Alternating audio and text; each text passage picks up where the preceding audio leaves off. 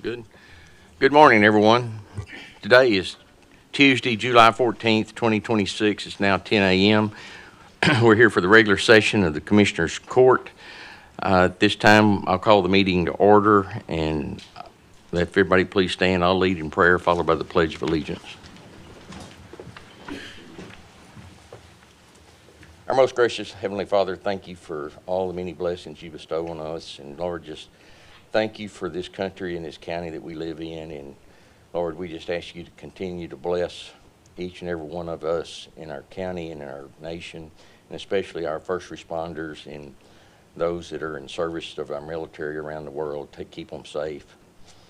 And Lord, we just ask you to be with the court today, help us to make the right decisions and take meaningful actions where we're necessary, and just ask us to have a heart for our county and for our citizens. In Christ's name we pray. Amen.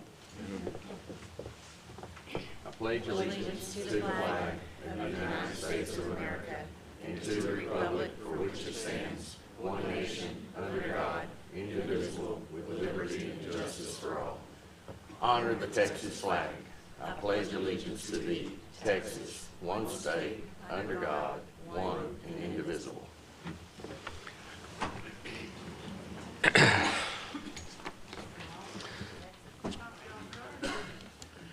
This morning we have Commissioner Money, Monroe, Smith, and Harrison present. I'm Judge Stovall presiding over the meeting today.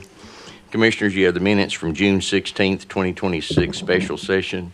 Entertain a motion for approval. So move. Second. Got a motion second. All in favor say aye. Aye. All opposed? Motion carries. Commissioners, you got the minutes from June 23rd, 2026 regular session. Entertain a motion for approval. Motion to approve. Second.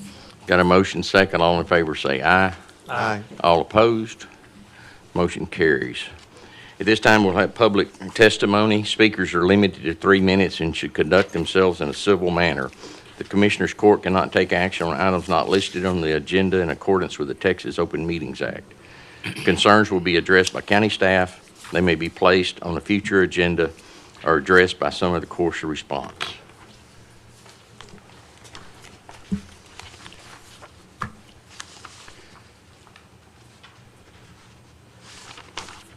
Carol Ann Davis. The others that have got list here for the data center, you can speak now, or you can wait till the data center topic comes up and you can speak at that time. It's your choice. Either way you want to go, the public will still be able to speak during that time. Good morning, Commissioners. My name's Carol Ann Davis, and I'm here to address a serious financial failure in Hunt County. And please correct me if I'm wrong, because I had to make a few assumptions, and my computer's crashed, so I couldn't double-check things. But it's with regarding to Hunt County's management of broadband installation rights. For years, private companies have been installing cable, fiber, and other communication infrastructure across Hunt County land, and they have been allowed to do it at no cost. No leasing fees, no right-of-way charges, no compensation to the taxpayers in the end. Across Texas and across the country, counties charge companies for the right to install cable on public land. These fees are standard, legal, and widely used to generate revenue for roads and the other services that we have in our budget. Hunt County has chosen not to collect any of this revenue, to my knowledge, and that decision has cost us a lot of money year after year. Because Hunt County failed to participate in the federal broadband grant program, the commissioners never created the standard leasing agreements, fee structures, and right-of-way policies that other counties establish with federal support. Those counties are now renegotiating and rebidding their broadband access contracts, while Hunt County has nothing to renegotiate because the commissioners never created the agreements in the first place. As a result, companies continue to use Hunt County land for free. Hunt County, now this is an estimate, maybe has about 1,050 miles of county roads. Rural broadband leasing rates typically range from $500 to $5,000 per mile per year. That means Hunt County potentially is losing between $500,000 to $5.25 million every single year by allowing private companies to install fiber cable on public land without paying for right-of-way access. This is not a small oversight. $5.25 million with a budget, I think we have of about a little north of $100 million, is, approximately about 5% that you could increase the revenue to offset our expenses.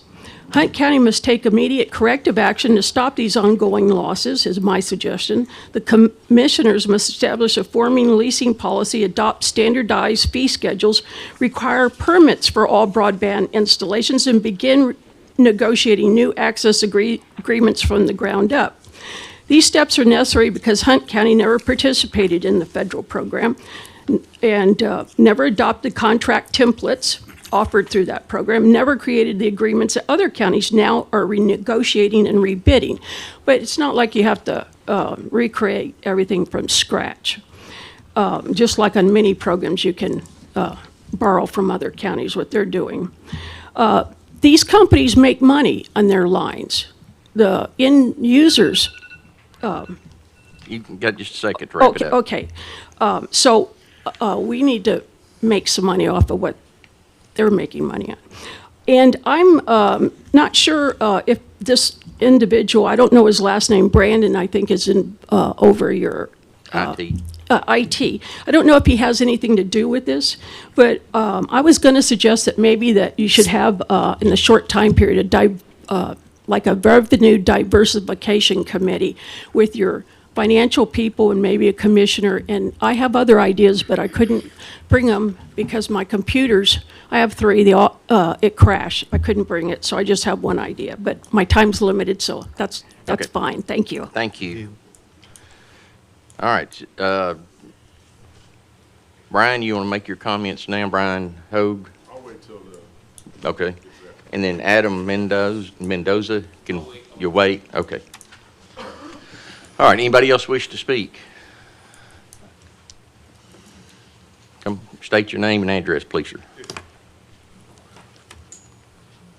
Hey, all. I'm Gavin Secker at 6635 Oak Ridge. I just wanted to come up today and just follow up with what we talked about in June a little bit, and I'll try to keep it brief for you all. Brian, I'm not sure where he is. He got back to me this morning with the Information Act that I asked for and a pack, and I haven't had time to go through it, which I really appreciate.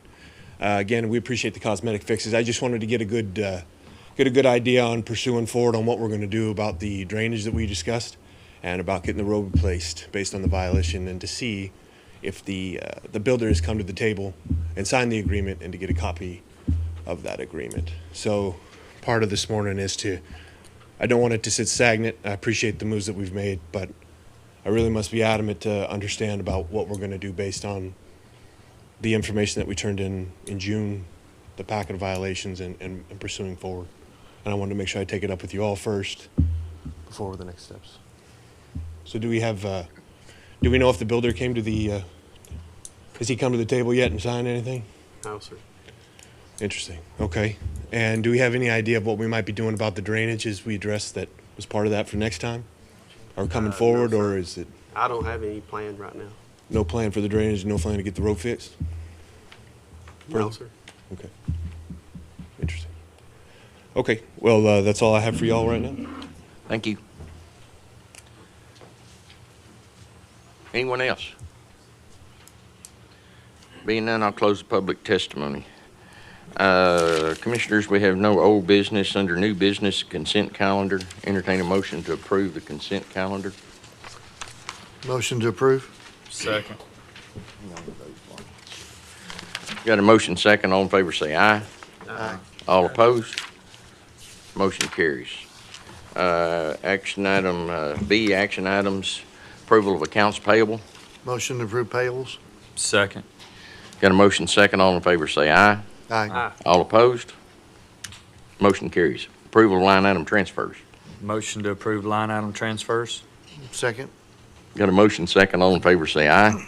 Aye. All opposed? Motion carries. Approval of budget amendments. Motion to approve budget amendment. Second. Got a motion second. All in favor say aye. Aye. All opposed?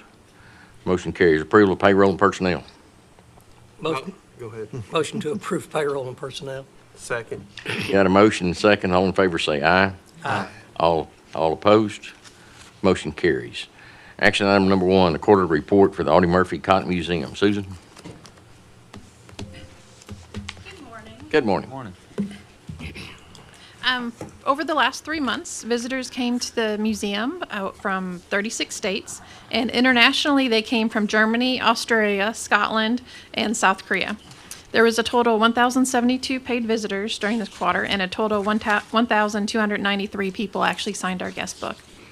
Our visitors spent 54 nights in local hotels, which included Comfort Suites, Hampton Inn, Holiday Inn, Motel 6, Super 8, and Best Western. Our group tours came from Choice Tours out of Tennessee, Cooper ISD, the 5th grade, and Good Bar Senior Center out of Mesquite. Our lunch break special speakers this quarter included, in April, John and Elaine Iznaga talked about their trip to Antarctica. That was really interesting. In May, Rebecca Rowe presented on Disney during World War II, and in June, Dr. Ken Bridges spoke about World War II in Texas. In April, we had our second Museum Murder Mystery event, which has become very popular with about 100 people participating, and we're going to keep that up. That's a lot of fun. We also held our first genealogy workshop, which was also real popular, and I think we're going to keep doing that at least once a year for those that are interested. In May, we held Audie Day and had a great program. On the Friday, we showed the movie The Wild and the Innocent at the museum. And then on Saturday, Kevin Heimel spoke about the 6888 during World War II. Kara Dixon-Buick talked about women during World War II. And Valerie Ojala Keller shared some stories about her father, Arvo Ojala, and Audie Murphy. Arvo had been good friends with Audie, and he was also a very talented quick draw artist in Hollywood and taught all the celebrities how to do that. And if you've ever watched the TV show Gunsmoke, in the very first opening credits, you see the guy being shot and killed every time. Well, that's Arvo. We also hosted our Munzie at the Museum event in May. In June, we had a 250th Kids Day event where we had activity stations set up in the museum so kids could make crafts like a tricorn hat, visit learning stations, and see some of the items that were used to help teach kids about colonial times and the founding of our country. We also hosted the Ham Radio Field Day at the museum. For our movie nights, we showed Cheyenne Roundup starring Johnny Mac Brown and Blondie Hits the Jackpot starring Arthur Lake. During this quarter, we also installed a new temporary exhibit of Hall China teapots that are on loan from Benita Malone. She has been collecting teapots since 1988 when she bought her very first one. So I want to thank you for letting me present, and if anybody has any questions, I'll be glad to answer. Commissioners, got any questions? Ma'am. Thank you, Susan. Thank you. Entertain a motion to approve report. Motion to approve. Second. Got a motion second. All in favor say aye. Aye. All opposed?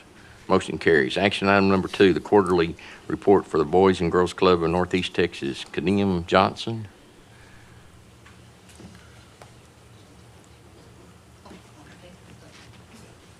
Good morning. Morning, sir. All right.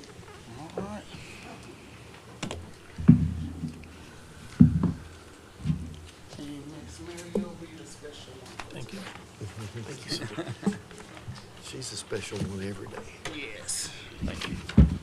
And y'all can stand right here. Good morning, Commissioner. My name is Kadeem Johnson. I have the privilege of serving the club director of Greenville, Texas. Thank you for allowing me to share a glimpse of our incredible impact and supports making our lives in Greenville, Texas. This summer, our Greenville club has served an average of 106 youth each day, while Lone Oak served 55 daily. While those number reflects our reach, the true impact is found in the relationship we build. Every day, our staff invests in mentoring young people, helping them learn, grow, and build healthy, positive relationships with trusted adults and their peers. These connections create a foundation where every child feels safe, valued, and encouraged to reach their full potential. One of the most memorable moments this summer was June 22nd when 10 youth from Greenville, Lone Oak Commerce Club attended the IFA, basically the World Cup match between Argentina and Australia. Thanks to our partnership with United Way, we received 20 tickets. giving our members a once-in-a-lifetime opportunity to experience in the international sports events, immerse themselves in different cultures, and connect with youth from all other Boys and Girls Club. These experiences are about so much more than field trip.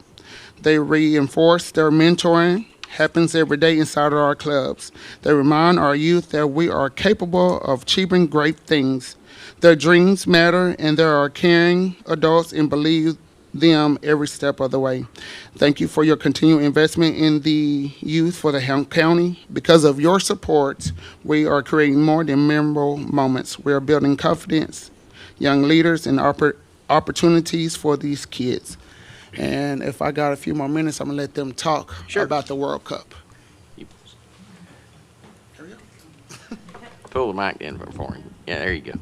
Hello, my name is Leslie, and it was good. We saw like the soccer game. There was celebrities there, so I liked it. There's not really that much. Do you play soccer? I used to. I really like basketball and football, though. Okay. Hi, my name is Alyssa. I'm the oldest out of 5 kids, and I have 2 dogs named Apollo and Argo. The World Cup was amazing. I loved it. It was my first time to go. I love soccer. I am thinking about playing soccer this coming up school year. I've been practicing soccer at home. When I take out one of my dogs named Argo, I will kick the ball. He will chase it, and I have to kick it away from him, and it feels like someone has the ball, and I have to get it back. All right. Any questions? Now, we'll start watching the headlines locally for. Yeah. We expect big things. And thank y'all so much. You bet. Thank you.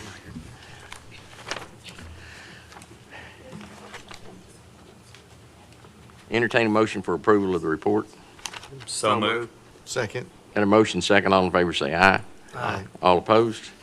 Motion carries. Action number 3, May 2026 month-end report for Constable Precinct 1. Richie?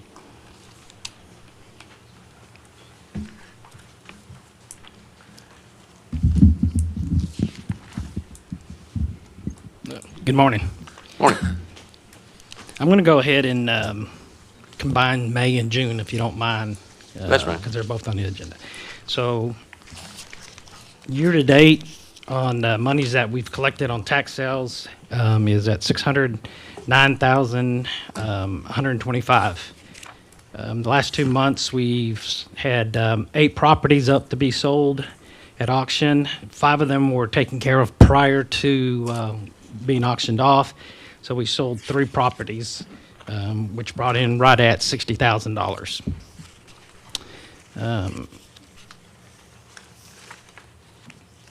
On the activity summary, we've had 373 papers coming through the office.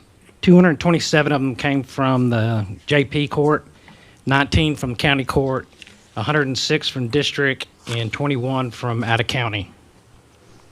Out of those 373 papers, myself and my guys made 1,150 attempts to get those papers served. We ended up serving right at 266. We returned 12 of them were returned back to the court, and the rest of them are still pending. Those 2 months, we've also had 9 agency assists throughout the county. We bailiffed 44 and a half hours, and we had 49 court cases that we bailiffed. Year-to-date papers that we've received in the office is 1,148 papers, and we've made right at almost 3,000 attempts to get those papers served. Okay. And we have another auction coming up this month. I should say for next month. So obviously the figures will be changed. So. Okay. Any questions? Just one, and I was trying to catch numbers Sure. here real quick. You said you had 1,150 attempts to serve, Yes, and you actually served 266. correct. So is that a typical ratio for you? It takes that many times to get that number served? Yes. I mean, we go out there, just to break it down from last month to this month, we attempted a little over 500 attempts for 150 papers. So, I mean, my guys, typically, you know, they say go out once or twice, but obviously we go out a lot more to make sure these papers are trying to get served this way, because I don't like returning them back to the court unserved. Yeah. All right, thank you. Because it's about 20%. I mean, that's, so you're Yeah. going back and forth a lot. Yes, sir. Gotcha. Any other questions? Thank you, Richie. Thank you. Entertain a motion to approve action item number 3, the May 2026 month-end report for Constable 1. So moved. Approved. Second.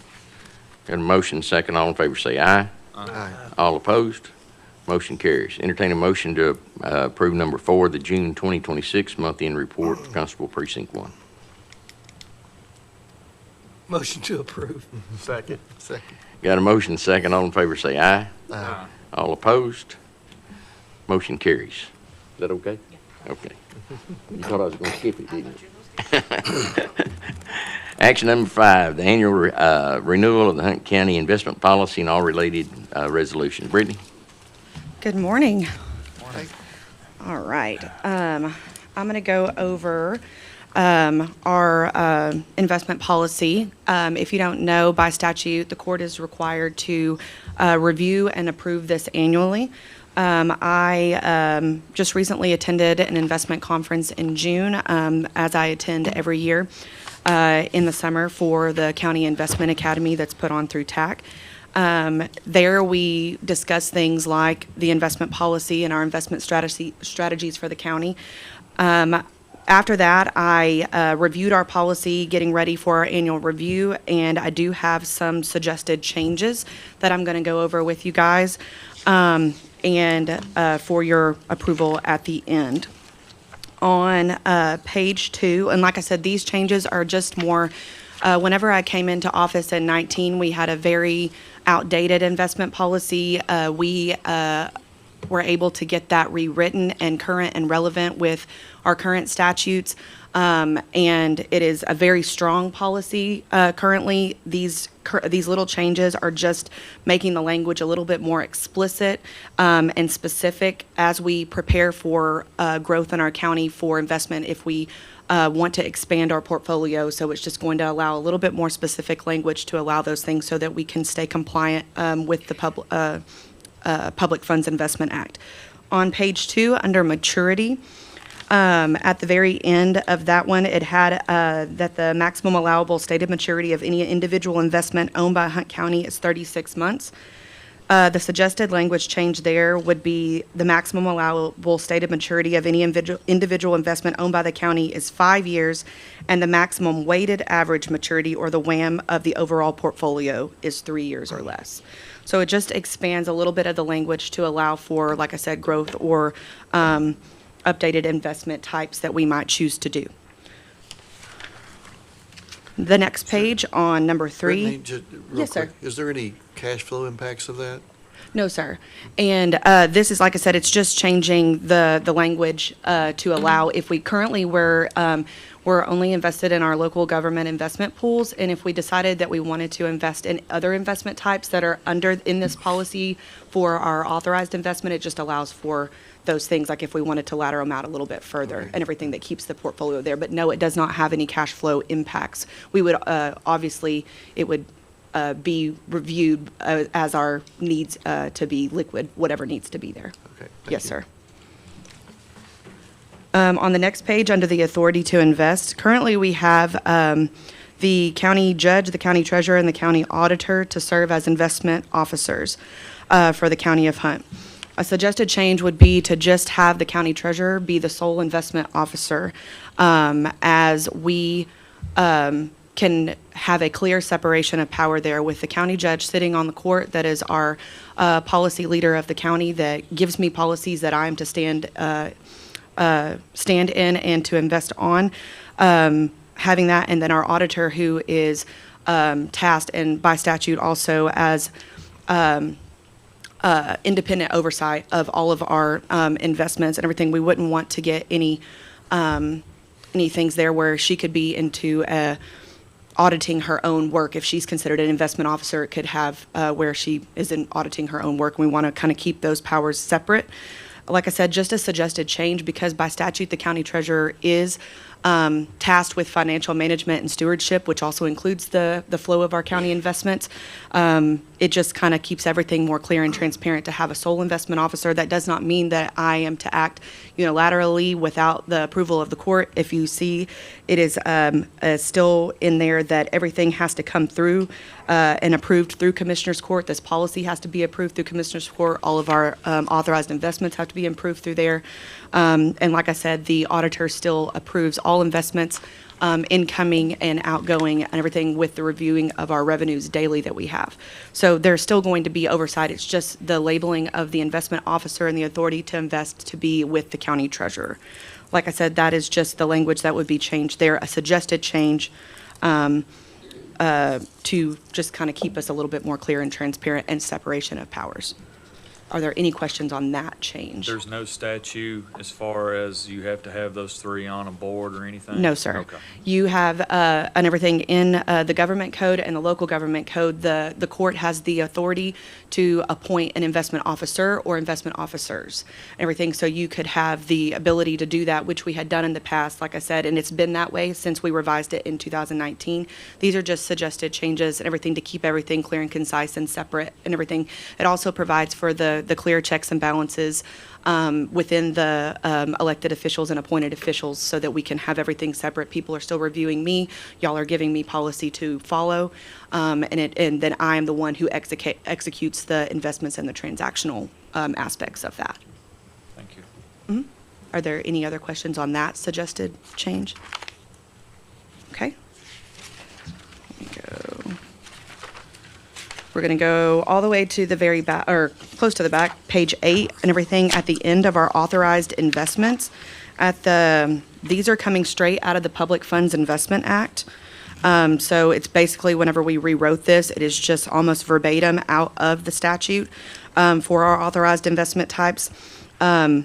We are adding in the authorized investment, which is an authorized through Public Funds Investment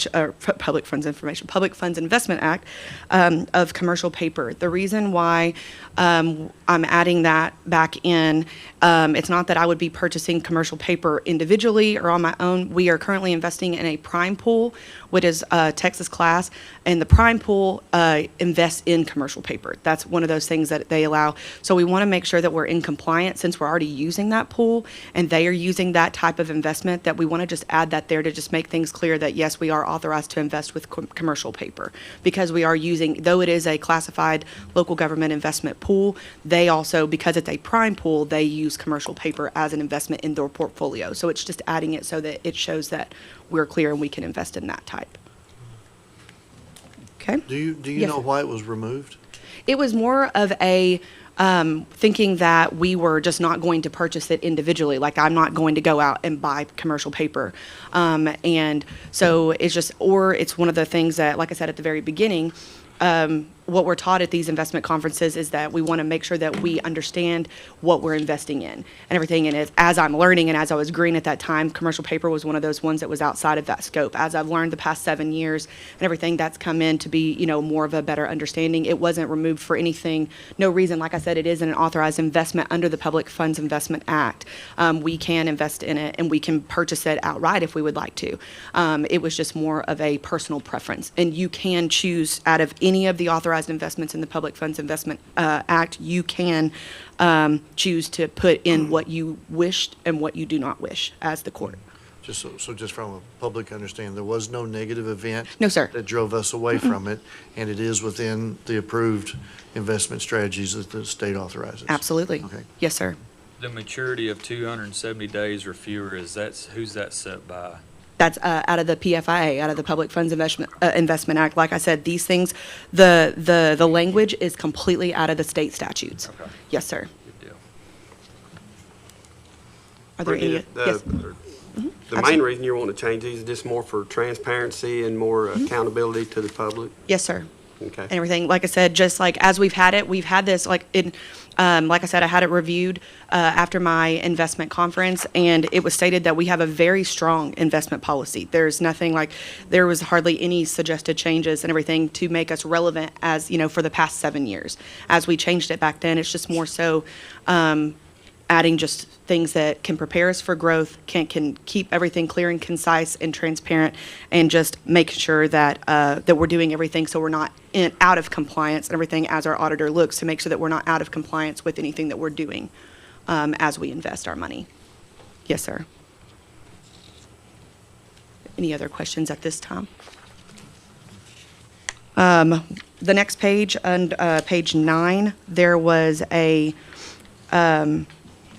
I guess it would be under the qualifications for approval or broker dealers. Like I said, this is a very standard investment policy and everything. As I review other counties' investment policies, they almost follow the same, cadence. Everything is there. The very end of that, it's adding a line that said, should the county choose to partner with an SEC registered investment advisor authorized to operate in the state of Texas, the county will utilize the investment advisor's list of approved broker dealers to ensure best execution. Just language that, like I said, allows for growth. If we choose that, if the court chooses to, or the investment officer chooses to utilize an investment advisor, it just allows that language to be able to use those broker dealers that are under that advisement. So like I said, just providing for growth, not saying that that's anything that we're currently doing, providing for growth in the future that we are able to do it when we need to do it, if we need to do it.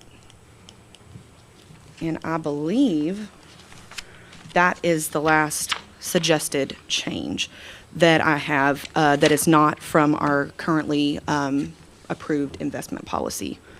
Are there any other questions that were not the suggested changes about the policy that you have, or how we invest or anything? Commissioners, any questions? I have, and then just one more thing on the resolutions. Since it would change, if you approve the suggested changes, the resolutions that are going to be following, and everything that, let me get to that one. You are resolving that you wish to comply with the Public Funds Investment Act to faithfully safeguard and properly invest taxpayer dollars by adopting the investment policy that with the suggested changes. That's one of the resolutions that you're going to approve if you choose to take the suggested changes. And then the updated Exhibit B resolution, which is the suggested change of just putting the county treasurer or their successor as the sole investment officer and everything. That would be a resolution that you would do should you accept the changes that were put forth. Okay. Commissioners, any other comments to that? Thank you, Brittany. Yeah, thank you very much. All right. Entertain a motion to approve the changes to the renewal of the Hunt County investment policy along with the related resolutions. So moved. Second. Got a motion second. All in favor say aye. Aye. All opposed? Motion carries.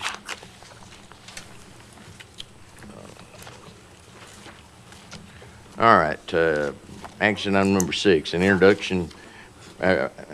introductory presentation by Giga Energy regarding data center on County Road 2656. Brian, you want to start and introduce anything, or?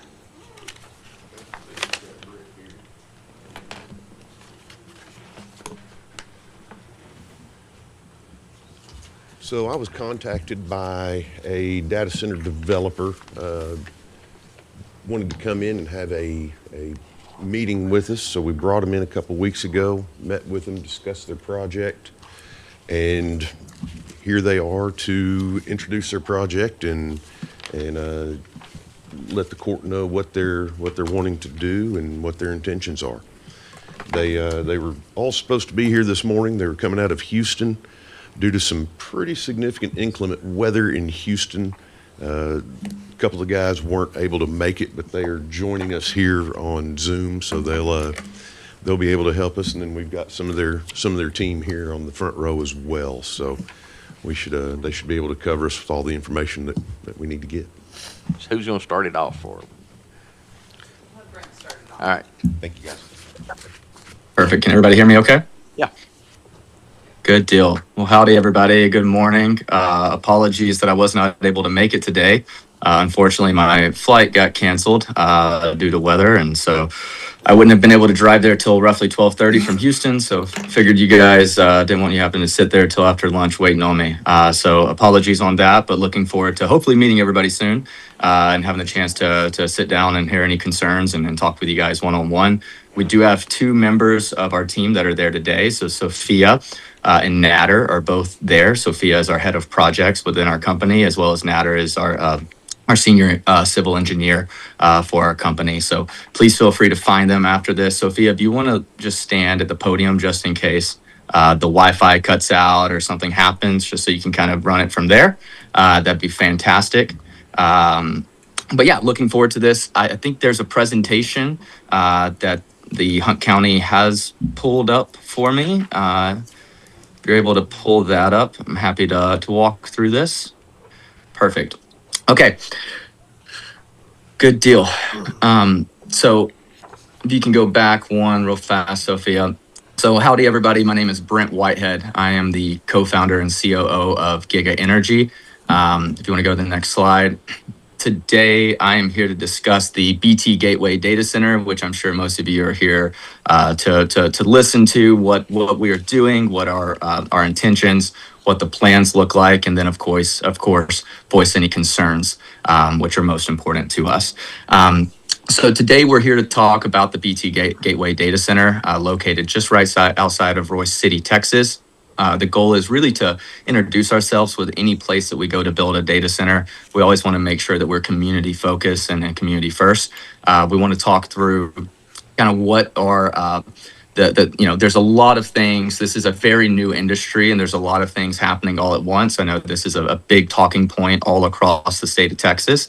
And just like any industry, there's a lot of times there is a few bad actors that ruin it for everybody else. And so my goal is to make sure that everyone understands kind of how our system works and how this is not impeding on any of the resources in the area. And the goal is how it can be a value add to the community and a positive value add to the community. So today we're going to talk about what we're building, and then most importantly, why we are building it outside of Royce City. So if you can go to the next slide. So Giga Energy, who are we? So we are a Houston-based company. Myself and my co-founder, Matt Lostro, we actually started this at our time at Texas A&M University. So Giga Maggies, for anybody that's in the audience today. I grew up just outside of Beaumont, Texas, in a little small town called Buna, Texas, with roughly 2,000 people. Attended Texas A&M University, and we started this business our sophomore year of college with the goal of how can we build electrical infrastructure to help upgrade our electrical grid.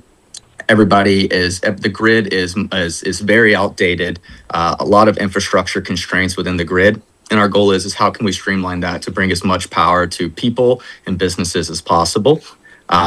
Our focus is how do we build the infrastructure for data centers and operate data centers that works well with our grid and helps us continue to energize the grid for the modern world. So if you can go to the next slide, I think it's very helpful to understand how we're different, right? You probably have met with or listened to other data center companies that have came in and are looking at building in Hunt County that have talked about what they're building, what they do. We're not a private equity group out of New York. We're not a massive tech company out of Silicon Valley. We're not members of the CCP.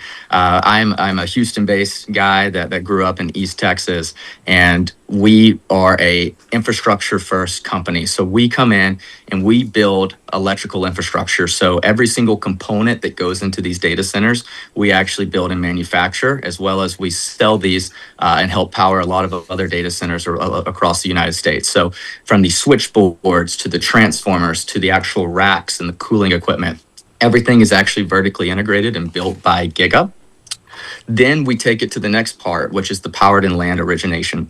What we do is we go in and we look for places where there's existing capacity places where, sorry, cut out, somebody was trying to call me, places where there's existing capacity on the electrical grid, places where there is land that works for where that existing capacity can fit. And that is how we decide where we're going to build a data center. And then the final thing is we come in, and unlike many people that subcontract everything out, or they are merely just the investment group, we actually build, own, and operate these data centers. So the person, you're seeing me here today, before we even get started, you'll see me being the face of this even once this site is running and once it's operational. And so I think that usually goes a long ways on, we want to build trust. We want to build a long-term relationship with this community to be a value add. And we believe that us being the people that build it, the people that operate it, and the people that own it is showing the community and showing everybody involved that we're here for the long haul. This is not a short cash grab for us on this project. If you can go to the next slide. So just a little bit about us real fast. I think it's really helpful to kind of know who you're working with, who this company is. If any of you don't know who Giga is, most of you probably don't. We, like I mentioned before, we are a Houston-based company. So on the left is myself and my co-founder, Matt Lostro. We both attended Texas A&M. Matt actually grew up pretty nearby you guys in Plano, Texas. And I grew up in small town East Texas, like I mentioned, in Buena, which is Jasper County.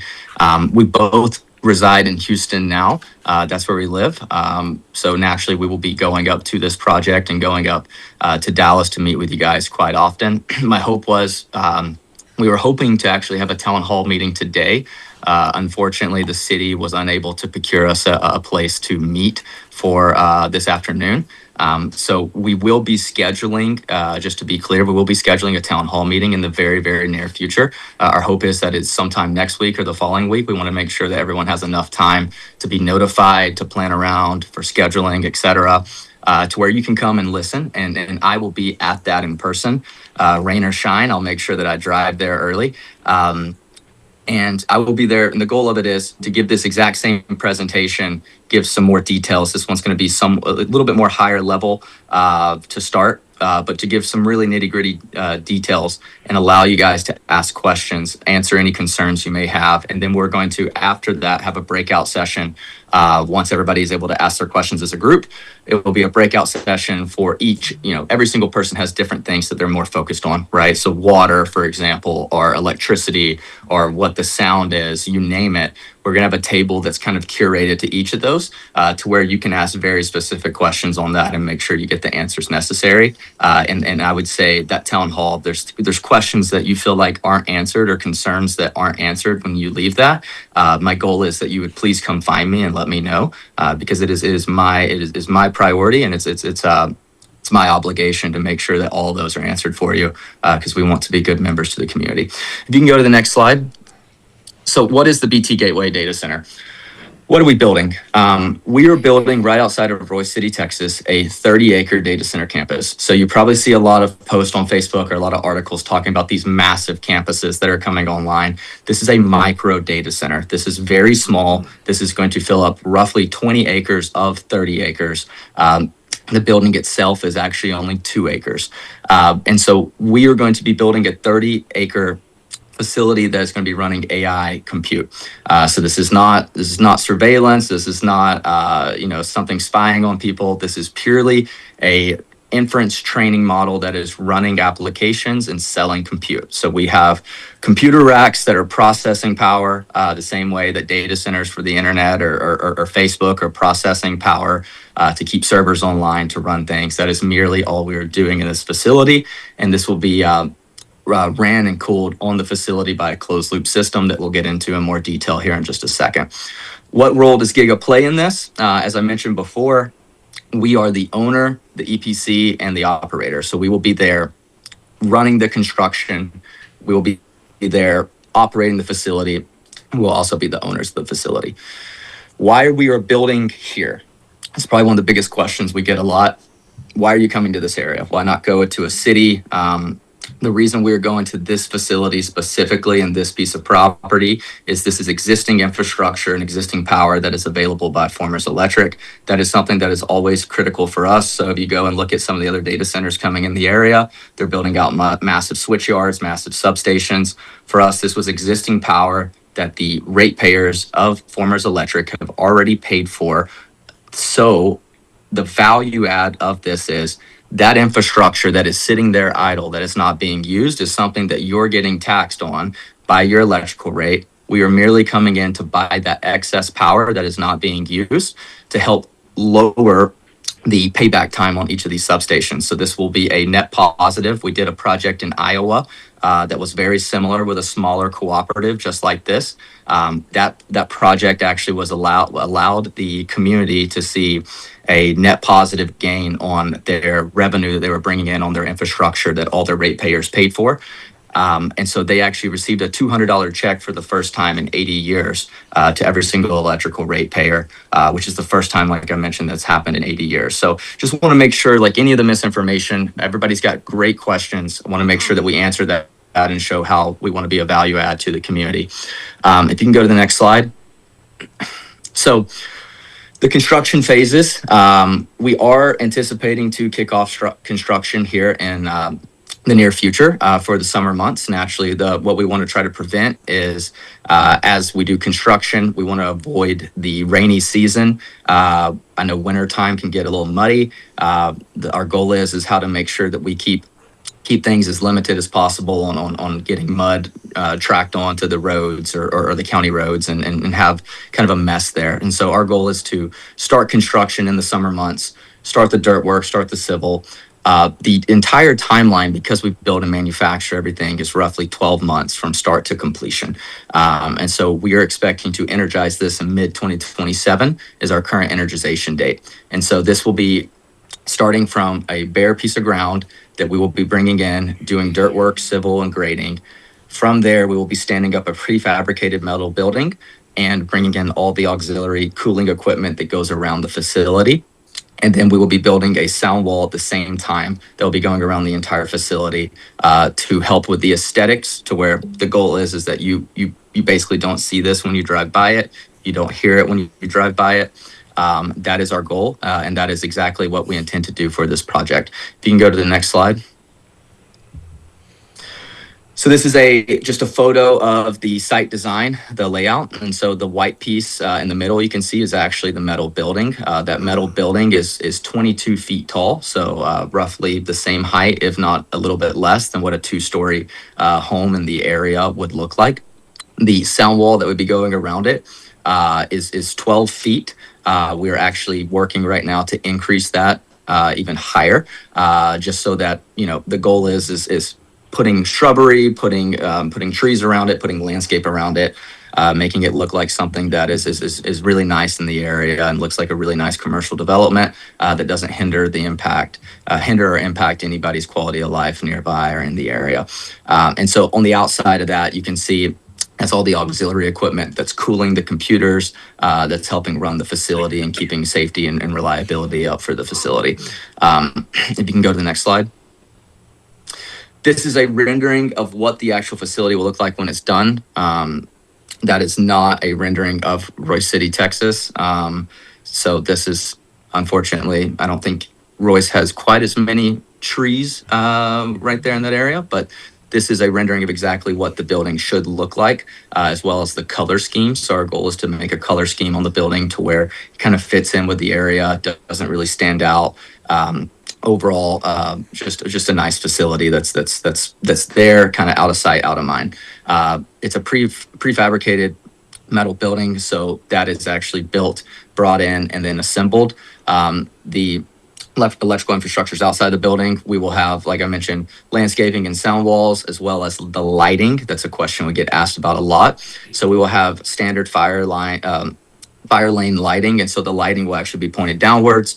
The goal is to make sure that this isn't shining in someone's eyes, or it's very limited of what you can actually see at nighttime, to where this is not a hindrance to anyone anywhere in the nearby area.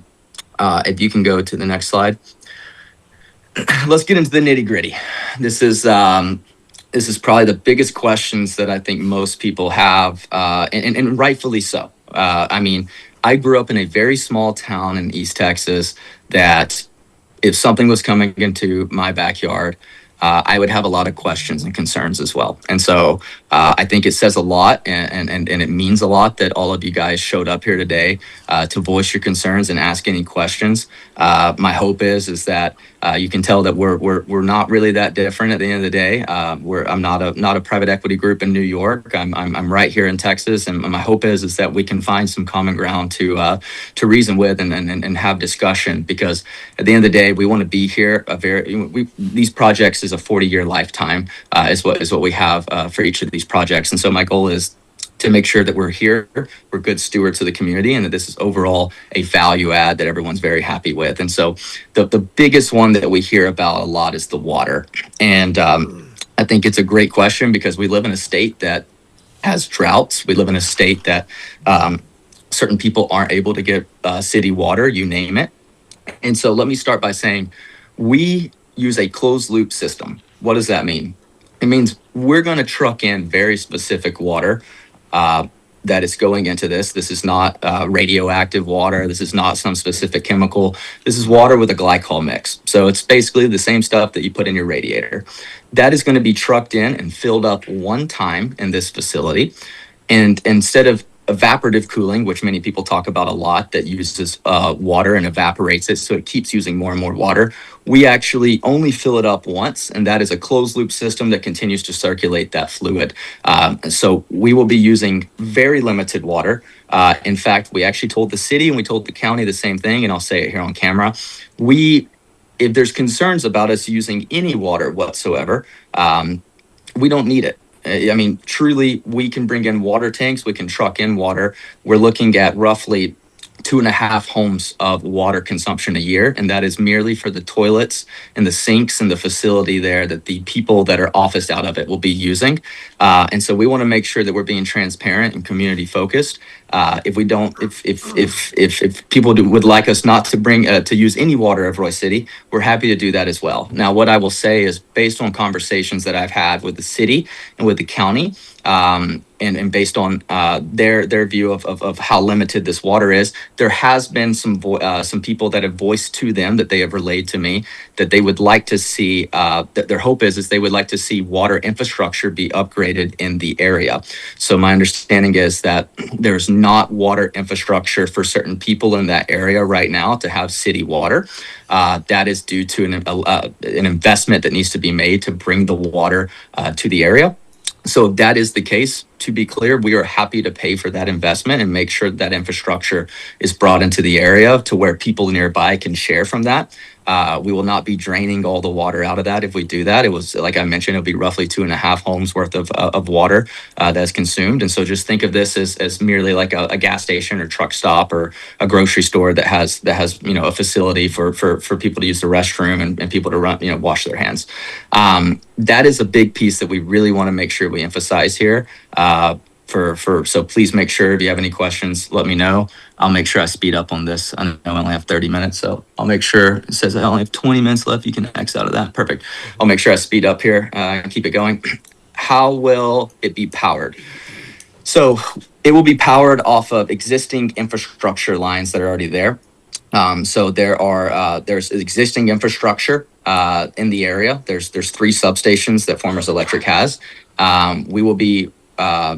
Farmers Electric will be running distribution lines. So think of it as, this won't be massive transmission lines. This will be merely 3-phase power electrical lines like you see going down the highway with wooden poles. And so that's actually what we will be building and running into the facility.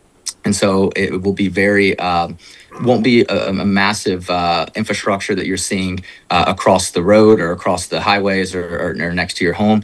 This will be just regular distribution power lines. Additionally, that infrastructure, we're really excited about that because that's going to be upgrading the infrastructure in the entire area.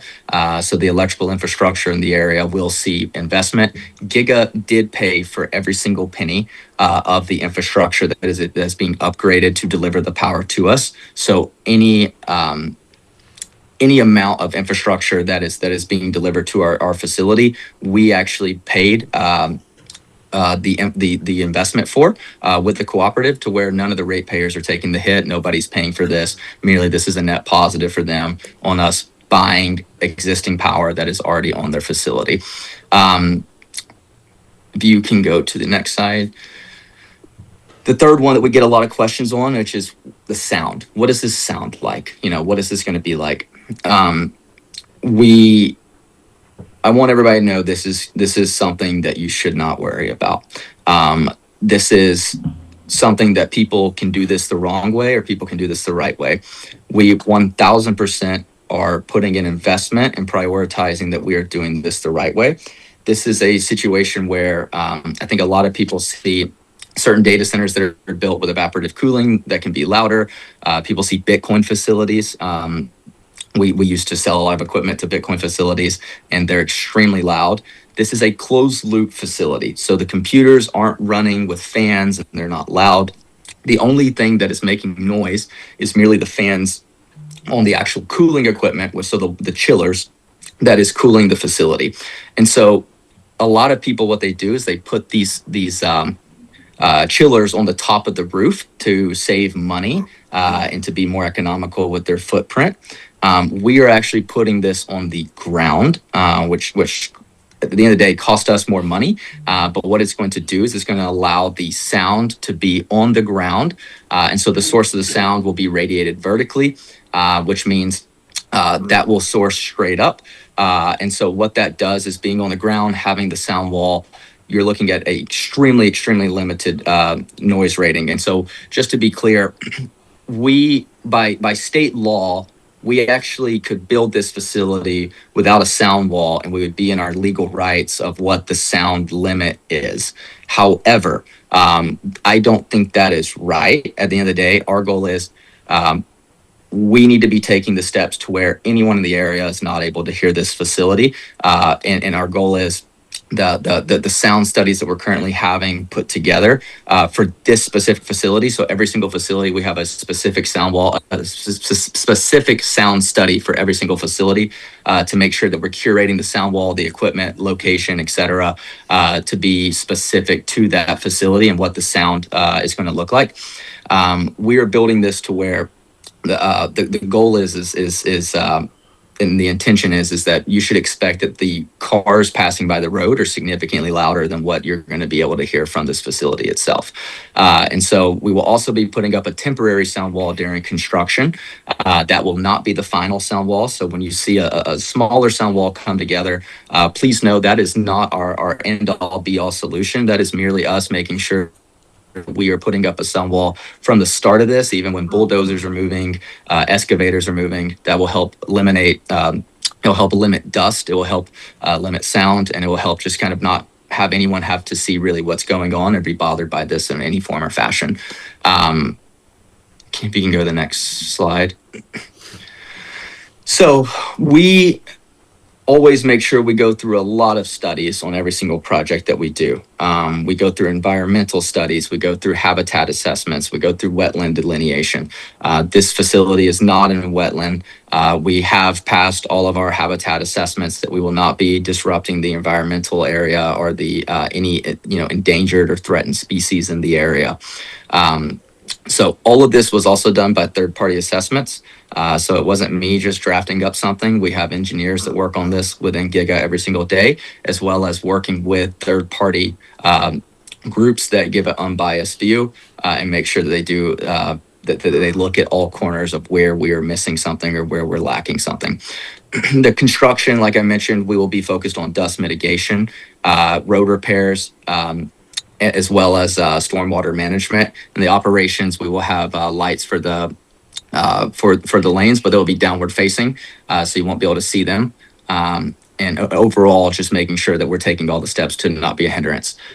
They said I only have a few minutes left because there's only 30 minutes on this. So if you'll go to the next two slides, just want to make sure I get those knocked out. We will be using local contractors in the area for building this. So there'll be a lot of economic value that we see from this.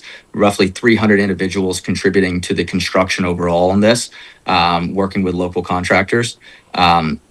At each time will be no more than 100 laborers. So we will have, we'll be working with the commissioner to make sure we're focused on traffic and things like that, as well as we're working with the commissioners on road improvements after this. We don't want to build this and leave you with a messed up road. And so our goal is that you don't really see much of a hindrance of us being there and once it's running. Once this is built, there'll be 20 to 24 permanent jobs that are created. These will be hired and there will be full-time jobs there at this facility. Those jobs are six-figure paying jobs. This is not an hourly labor job. This is skilled technicians that we will be offering training. We will be offering classes for this, and we'll be bringing people in. We want to see local community that are getting jobs from this, and there will be extremely high-paying jobs for the area. The biggest thing is we're not getting any tax abatements. We're not getting any subsidies on this. The average annual taxes that we're estimating right now is $7.2 million going to the county every single year. So I look at this as a really good thing, that this is going to be bringing in a ton of tax revenue for the overall county, and hopefully be a big value add to the county. If you can go to the next slide. Great. I was able to get it all in 30 minutes. So, look, I'm really excited to meet everybody. I hope this was helpful. I hope this eased some concerns, and I know there's still probably some concerns out there. At the end of the day, we realized that this is a really big deal for a lot of you, and we want to make sure that we can be as good of a value add partner as possible, and make sure that we have a long lasting relationship with every single one of you. And looking forward to the town hall again to meet every single one of you. Okay, thank you, sir. Any questions, commissioners? Yeah. You always got a question. Hey, so Brent, thank you for jumping on and doing the Zoom. I do have a laundry list of questions. I'm sure the other guys do too, but going back to the first thing, so BT Gateway. So can you explain the relationship there? So is this a Giga project, a BT Gateway project? What is the relationship there, especially as it equates to what ERCOT sees? Yeah, great question. This is BT Gateway is a broker for land and power, and we did purchase this from BT Gateway. So they went in and worked with Farmers Electric to find existing capacity. This was years ago, so this is not a recent thing. So all this has already gone through load studies on the electrical grid. It's already been so when utilities look at bringing on existing power, they have to run what's called flow power dynamic studies. And so they're looking at this, making sure that our load overall is not causing any issues with their system or with the grid overall. And so that's already occurred. And that is fully Giga-owned project that was put together by BT Gate. We acquired it from them, and they all the load studies with the utility and done all the work on the land and the studies on the land. So the studies they've done, is it just for the power services? Is it tied to the facility? I'm trying to understand, was it their design that was approved to, or is it your design that'll be approved to? How's that work? Yeah, can you clarify what you mean by design? Well, so they went and did the initial effort to get the approval from ERCOT is what I'm understanding. Is that true? Yes, that's correct. Okay. And so is that a facility-based? So that's approval? correct. I could tell. I'll jump in, sure. Yeah. So the load studies that are submitted to ERCOT and to Farmers Electric are purely based off of the power dynamics. So they put together a proposal of what the power is going to look like, and that's what our power is going to look like. BT Gateway did not submit the site plan that you saw today, just dynamics. So y'all are building off of the power y'all are going to be getting. Yeah, exactly. Yeah, so whether it was their facility or your facility or somebody else's facility, it's the same dynamic that the load is going to support. Exactly. Okay, all right.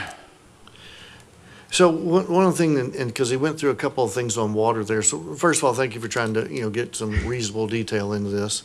So the water, so I saw a detention pond on the pictures. I saw, we can truck it in, and I saw even a municipality conversation. Is the water plan defined, or is that still in conversation, or is it all the above? Yeah, so actually, are we able to pull the PowerPoint presentation back up? I can throw that slide back up Slide 8, and walk through it a little bit more. Thank you. It's a great question because we do have quite a few options when it comes to water. We can facilitate rainwater capture. We can truck water in, and that could be sufficient for all of our cooling and operational needs. or we could build the municipal water and upgrade that infrastructure. So we're still in conversations with the city to understand what that upgrade would look like. But ultimately, those are the three options that we have, and we're happy to work with, the Commissioners Court and the city to make sure we're making the best decision for the community and for the project. Jump to slide 8. Oh, slide 8. Commissioner, I think that pond you saw was a picture of somewhere else. The detention So pond usually does not yeah. have water in it. No, It's the usually empty. pond. Yeah, great point. And sorry, I misunderstood your question. The pond is a detention pond, and Nader, maybe you can speak to its use.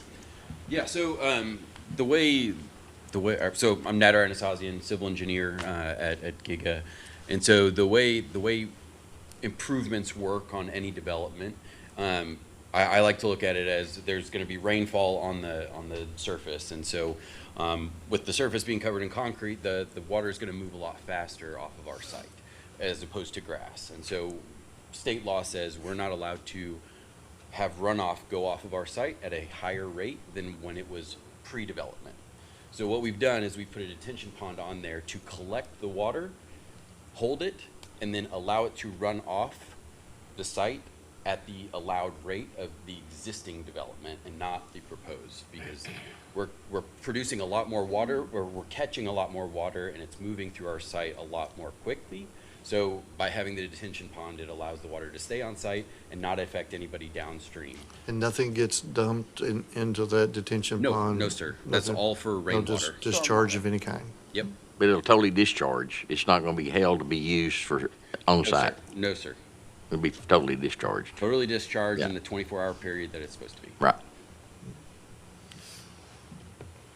Thanks. Yeah, thank you, Gary. Misunderstood the question. Well, that's fine. I probably misunderstood the way I asked it. There was, so I know finding a venue on a town hall has not been easy. I would like to volunteer Ms. Sims to assist like we did with Core Scientific when they were here to see if we could help find a facility, because they're trying to move fast, but I really would like to have the people have the opportunity to have a conversation with them before this gets way down the road, if you wouldn't mind. Put on the spot. We're happy to help as well. Guys, I'm pausing. It's y'all's turn. Ma'am, you had mentioned that it's a 40-year project. How is it depreciated out? You said the value of it's 7.2 million, or that's what it's going to kick into as far as tax revenue the first year, obviously, but how is that? Is that 7.2 depreciated over 40 years, or how's that? The 7.2 is an average 5-year average over those 40 years. So it takes into account the depreciation schedule with a 5-year moving average. But I'm happy to provide more information. I just might need to go back to my internal team.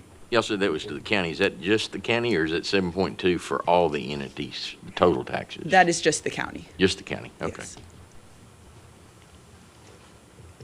So make sure we're clarifying. So whenever we collect property taxes, we collect for the county, the schools, and the hospital. But it's all rolled into one rate.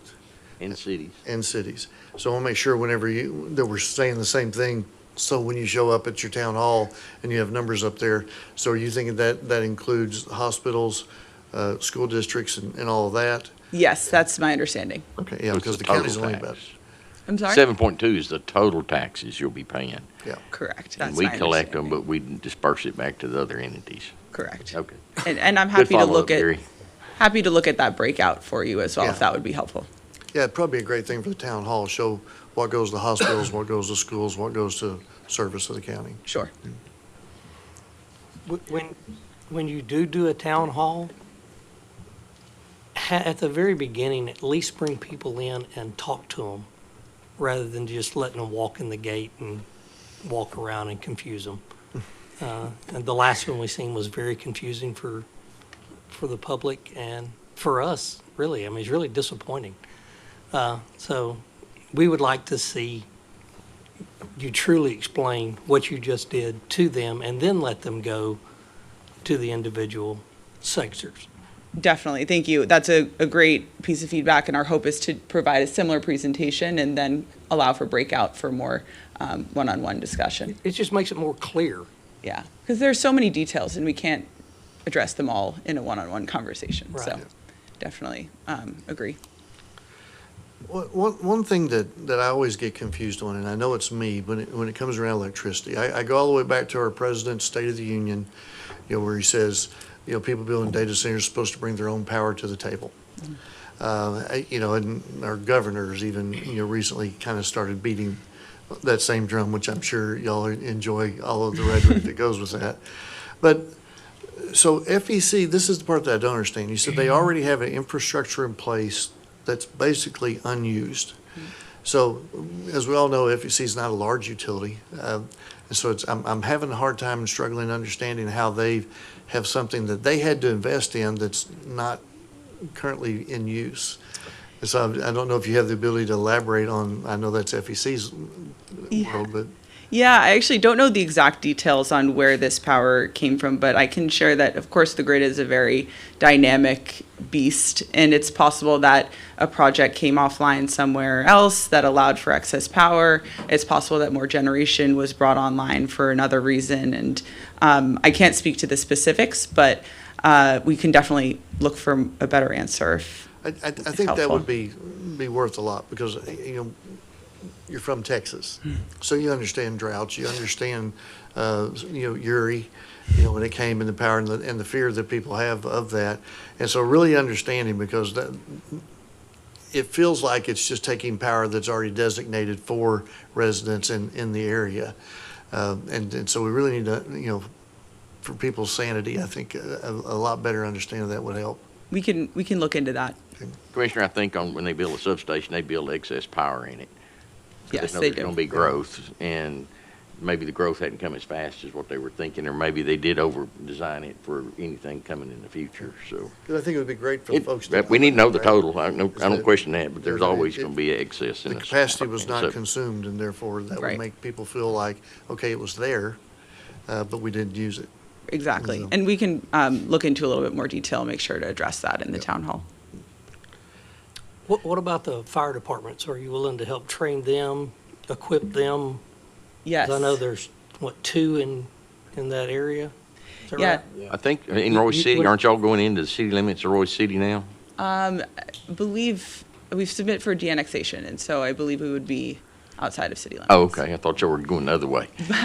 It would affect 3 fire departments. You'd have Royce City, it's not in their ETJ because they're opting out of it. And then Caddo Mills would actually be the fire department that would serve that area. And then they would actually call for Josephine Fire Department if something major was to happen. So you'd have 3 fire departments for sure that would be involved with that. And it's a great question, a great call out. We'll make sure to add that to the deck for the town hall, but we certainly are planning to do extensive training with all 3 fire departments. And, we are in contact with Core Scientific, and we'll likely be doing joint trainings with them since both data centers will be obviously using or expecting support from all fire departments. But it certainly will require additional training, and we'll be here to provide that training, as well as any upgrades to infrastructure or equipment that might be needed. And that'll probably be fairly significant because other than Royce City, they're all volunteer fire departments, very, very much. Some of them are growing, but rural volunteer fire departments. So, they live on purchasing equipment off fish fries. Yeah, they're underfunded. We will be doing an assessment with all 3 fire departments to understand what equipment we can help procure for them, because we certainly do not want them to be, finding equipment out of pocket. Internally, are y'all going to have a fire suppression that's powder or something and not water? 'Cause being electrical inside, what is the method of putting a fire out inside of that? That's a great question. Let me get back to you. We've got a fire engineer that will have a better answer than I can provide. And our fire marshal is engaged with them as well. David Jones is working with them. Okay. Yes. All right. Anything else? So I want to challenge you just a little bit, but I want to challenge you because I think you're going to have the right answer. Okay. So We can always bring Brent back up onto the Zoom. Well, this is on the engineering side, a little bit on the closed loop system. So, early on, of course, all the nightmare stories from across the country have to do with the open loop, right? Just massive water consumption and all that. Then we start hearing about closed loop systems, and people moving towards those. And I hear everything from closed loop, non-evaporative, zero water usage, which is kind of what y'all are saying, right? And then I hear, closed loop system, we're going to use 5,000 gallons of water a day or 20,000 gallons, even though it's closed loop. And so there seems to be a lot of interpretation around closed loop. So why should everybody feel comfortable that yours is going to use zero water when other closed loop systems talk about how much water they're going to use? Can you help me with a technical explanation on that? Sure, and if we would like to bring the deck back up, I can share a bit more detail on the closed loop system. So here we go. So the closed loop system does use water that's similar to the water that's in your radiator.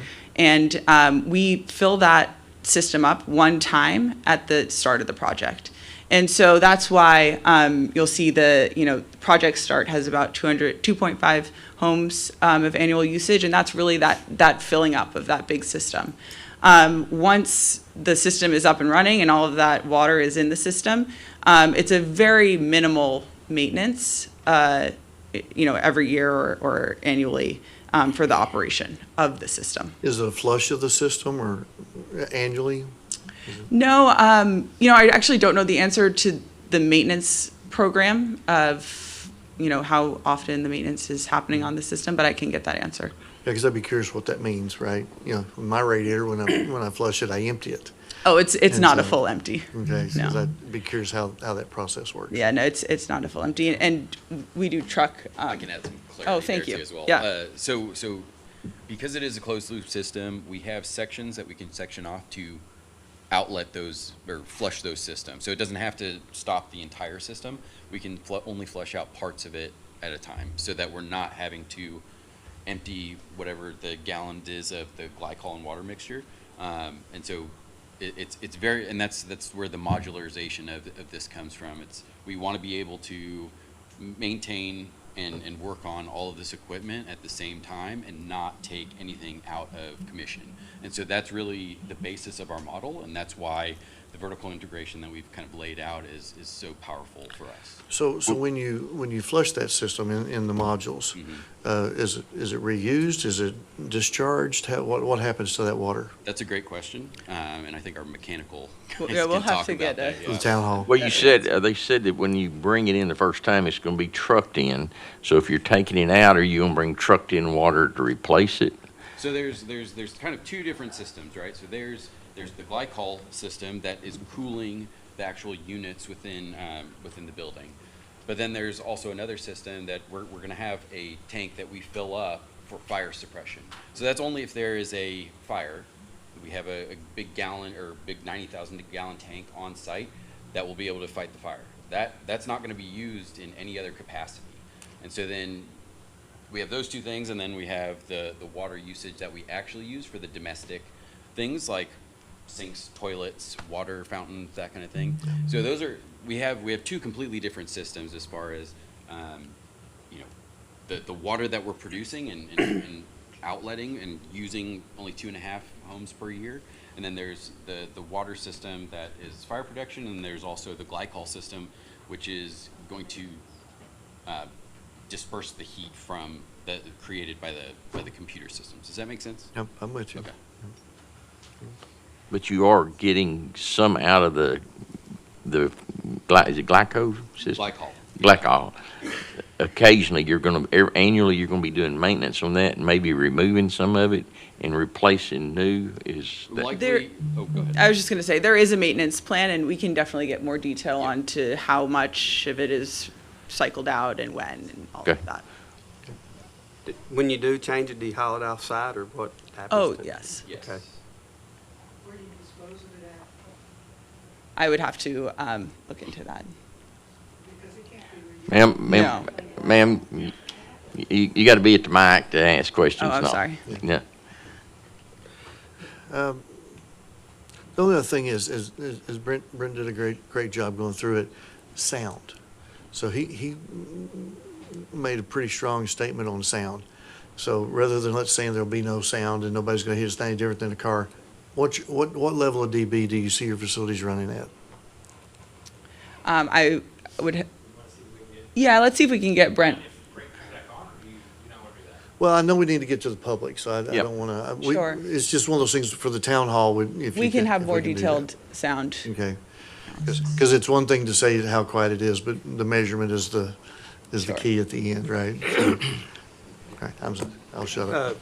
Questions I've had from the public over in that area is, and you probably not able to answer the question, but would y'all be willing to purchase homes that are in that area? Yes. Okay. So would they just need to talk with Giga at the town hall, or how do they get in touch with you on that? Yes, that's fine. Okay. All right, let's let the public ask some questions right quick. Yeah, thank Yeah. you all very much. You bet. Adam Mendoza? Or Brian Hogue, either one, both of you have them. All right, good morning. My name is Adon Mendoza. I am a resident from 26 to 56. I will be the new neighbors for you guys. Welcome to Huntman County. Honestly, yeah, the presentation you guys did right now is pretty well done. I do appreciate the efforts that your organization is doing. I do work for a company that builds data centers, and I think that you guys are doing a better job in serving the public, and those sound barriers are something good. A lot of them are not building that. It's a good thing that you guys are introducing. You guys answer a lot of the questions I had.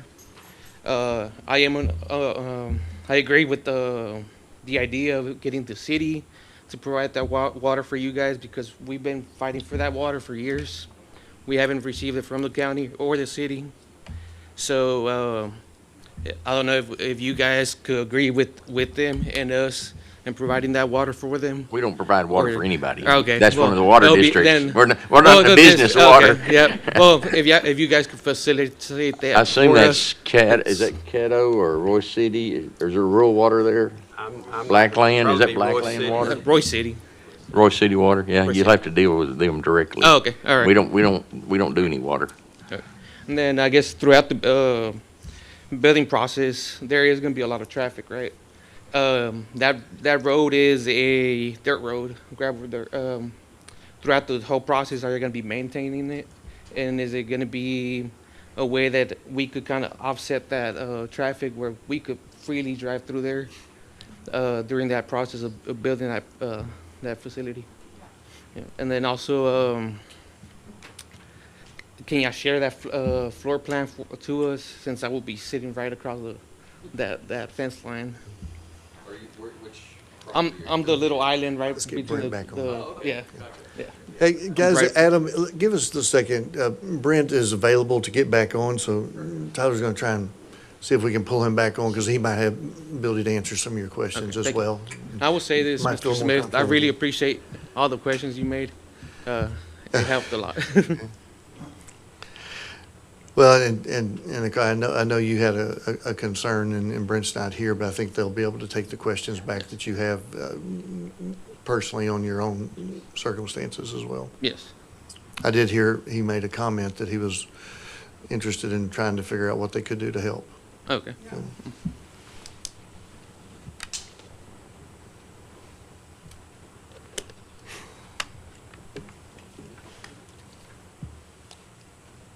We're happy to share a traffic plan as part of that. Okay. Yeah, because I'm assuming it's going to be the only entrance point for you guys, right? 2656. Okay. Yeah. There he is. The only entry point for us. You guys couldn't get rid of me, I guess. So appreciate you guys bringing me back on. And again, sorry for the whole Zoom thing, Sophia and Natter. I was watching on YouTube. Great responses on everything. I would love to have the opportunity real fast to answer two of Gary's questions. But first, want to make sure, Mr. Mendoza, if you have any questions for me, you brought up the noise piece, the road piece, and the water piece, I believe. The water piece, 1,000%. We're already working with the city on this. This is something that is a priority for us. If we can make this where you guys can get water naturally that now that you guys also understand that we're not going to be consuming all the water that comes from this infrastructure, that would be an amazing thing for us if we can be a value add there. As well as, if possible, I'd love to get your contact information from, if you can give it to Sophia, and I'd love to have a call with you one-on-one and make sure to address any concerns past that that you may have, and have the opportunity to introduce myself on a one-on-one basis. All right, we'll appreciate that for sure. Is it okay if you're the main point of contact for the neighbors in that area during that that construction? I travel a lot, and so I don't want to be a bad person at responding, but I will make sure you have my phone number that you can call me. But I will also have somebody that will be a specific point of contact for every single aspect of this. Naturally, if you have something you need to come directly to me on, please feel free to call me, and I'll always make time to take a call. But I will have somebody that will be day-to-day, full-time on just making sure they answer any questions or concerns that you may have while this construction's happening. All right, sounds great. Thank you, Brent. Other than that, I have no other questions. Thank you. Thank you. Okay. Guys. Brian, did you have a question? Yeah, I had some written down, but y'all answered most of it. Thank you for letting us come and speak today, commissioners. Yeah, I mean, the water, obviously that's been a concern. We've been battling with Royce City to get water down our road. They've just kind of been sloughing us off. We kind of just got tired, and it's not going anywhere. So it would be nice to have water. I mean, I enjoy collecting my rainwater because I don't have a water bill, but it'd be nice to have a backup. You know, if we have a drought situation or something and I need water. And we're trying to do milk production for our goats, so we have to have city water. As far as the power goes down the road, we've been, like I say, bombarded, but we've had people come talk to us about easements on our properties. And I met with the CEO, and I was not happy with his some of his statements he said to me. Just, it's not respectful. So, threw me off. Let's talk after this. But I do have concern about running power lines overhead. Our CEO? Yeah. No, the CEO of I'm sorry, Brian, was that the CEO of Pursuant. Okay, yep. Yeah. Okay, I'm not familiar with that I have company. his business card. I can give you his name. But anyways, but I have concern just about power lines overhead. I'm a survivor of a tornado. And I know in newer constructions, everything can be ran underground. So is there a possibility of running stuff underground versus above head? Yeah, we have, I guess the plan right now is to have overheads coming off of the county road, and then from there we go underground perfectly on site. Yeah, I get that, but that's Brian, my we're concern, actually- is like, again, tornado survivor, had power poles fall near my house, power lines, everything can go underground, like, and you can put transformers on the ground from there. Hey, Brian, Yes, we're sir. actually, not to interrupt you, I apologize on that, but I want to make sure I address that question. We are actually working with the cooperative to run as much of this underground as possible. It actually does cost more to run underground, but it is safer as well as is more reliable to run underground. So yes, this is something we're actively working on as we speak. Okay. And then, yeah, just my other concerns, you know, you hear all the noise about data centers, the water, the noise, all that. I'm just concerned, you know. We bought this property in 2019. I retired, my kids are graduated. I looked for a place for solemn and quiet. I enjoy my nights. I don't want to hear buzzing. I don't want to see a bunch of light noise. I get it, there's going to be development around there eventually. I'm hoping to get another 5-10 years before that happens, before houses are just inundated around me. But, you know, I do hear the noise traffic from the road, but, you know, I deal with that. But I just don't want any excess noise. I'd like to enjoy the stars as much as I can. I've lived in a big city most of my life, so I enjoy the country. So those are really just my main concerns. I get it, you know, change, development's coming, and we can't stop it, but we would like just to be treated respectfully and have our concerns addressed. So Thank you, Brian. that's all I got. Thank you. All right, does anybody else come to the mic and name and address? Come to the mic. We have to have this on record. Sorry. You what now? Should we line up or just wait? Yeah, just wait. Hi, my name is Lori Way. I'm a resident of Hunt County. I've lived here for 6 years now. I've been in Texas for 26 years. Can you give us your address, please? It's 5381 Bobby Circle, Royce Okay. City. I live out in South Fork subdivision, less Thank than you. a mile away from Okay. this potential data center. My husband works for a company that builds these data centers, and he's learned quite a bit about these data centers over the last 8 years for working for him. And you don't want them in your backyard. And this is going to be in our backyard. I'm urging Hunt County Commissioners to delay the approval of this data center, but it sounds like you already have. No, ma'am, we don't have any authority to approve it or not approve it. Unfortunately, the state doesn't give us that authority. You know, the construction is going to run 24/7 until this is built. They don't stop construction. You're going to have, sir, you're going to have vehicles going in, semis going in past your house 24/7 with air handlers and all the equipment that they have to put in to this place. You know, our children, are they going to be able to see the stars at night because of the lights that this data center is going to put off? What about the heat dome that's going to be over the top of this thing because of the heat that they put off? You know, not to mention the noise.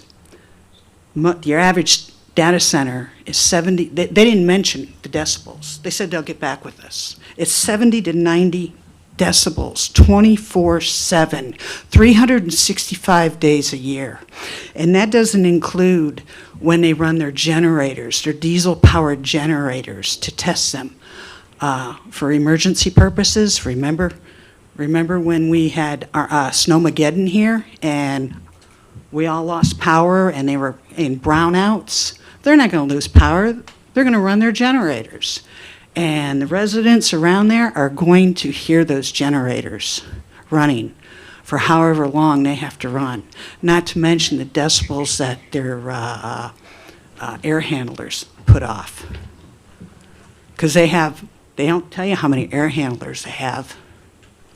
These facilities, on average, there are 64 air handlers to 100 air handlers per facility. And they don't just build one facility.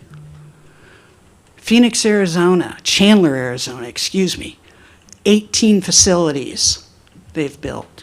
Cheyenne, Wyoming, they contaminated the water supply there with the bacteria when they flushed their closed loop lines. And they do it yearly. They flush those lines. Where do they put that contaminated water that they use? Where? Please tell me where. We need to know this stuff now before they put this in. Before they say, oh, well, you just got to get used to it. You tax us on our homes yearly. And yes, I understand the tax revenue is, very, is more than what we're going to be paying. But you know what? We were here first.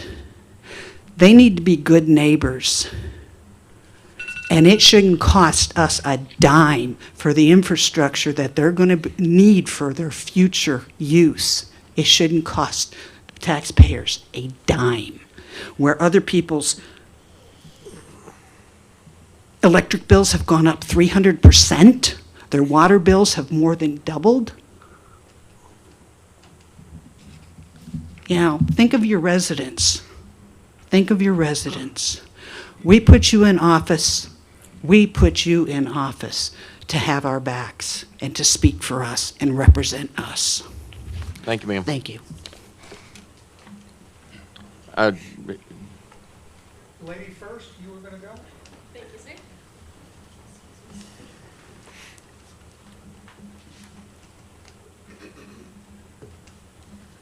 Hello, my name is Lindsay Ashton. I live on 1902 Blackbrush Drive in Royce City. I had prepared some statements, and I do appreciate the thoroughness of the presentation. It did answer a lot of my questions, although I will note as this kind lady mentioned before, that corporations are not going to tell us all of the information up front as the public. They're in sales mode. And I appreciate that's your job. I get it. But I am concerned, both about the resource drain, about the contamination, as has been mentioned before. Especially for the properties that are directly adjacent to it. I know that this is a smaller center and won't be as impactful as the scary, huge ones that everyone's freaking out about and hearing about in the news and such.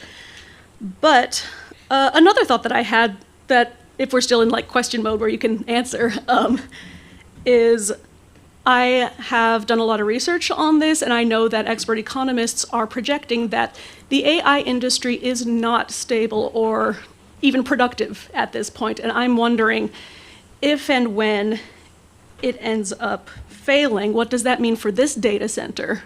What does that mean for the residents here as far as the resources and comfort that we've already sacrificed? Happy to answer this. But what was your name, by the way? I apologize. Lindsay Ashton. Nice to meet you, Lindsay. I appreciate you coming up and taking the opportunity to talk with us. All great questions, specifically on the AI piece. I'm not an economist, so I can't speak to what the world outlook looks like. I will say they are correct that there's been a misallocation of capital in this industry. So you have a lot of people overspending in this industry. It's a new industry. I would say that, if you look historically at like the .com bubble, you could say that there was a lot of companies that failed there. But overall, the internet is still widely used today and continued growing at that point in time. I would say that you should expect the same thing to happen with AI. And this is going to be a resource that everyone's going to use for the betterment of society overall. This contract is with one of the largest companies in the entire world. We have a contract that will continue through perpetuity there, as well as I would say the fact that we build this data center from the ground up allows us to be very competitive in this industry compared to others on what our overall cost is, which means our economics are really, really good compared to many other facilities that are being constructed, that allows us to stay resilient through any ups and downs that may happen in this type of industry. But naturally, great question, and I would say that should be a low concern in this project. Okay, thank you. And I'm sorry to clarify, I know that AI isn't going to go away or anything. Oh, completely. I just believe that people think it's a bit of a miracle pill that it is not. At least not at present. Completely agree. All right, we've all discussed the heat, and I was also wondering, I was glad to see the noise reduction wall. I don't fully understand it, and I'm also very interested in the specific measurable data about that, especially since I noticed that in the presentation it says that studies are ongoing, which does not speak to conclusive results in my mind. 1,000%. I'm happy to add some more data on that right now if you want me to. I just didn't want to give everything before the engineered study was done. But the equipment itself, so I think it was Lori that spoke before that. She had some really great questions and would love to have the opportunity to talk with her and go over any concerns that she may have. But the equipment itself, the generators are inside of an enclosure that is completely sound attenuated. The mufflers, most of the noise of a generator comes from the engine and the muffler. Both of those are built inside of that and sound attenuated.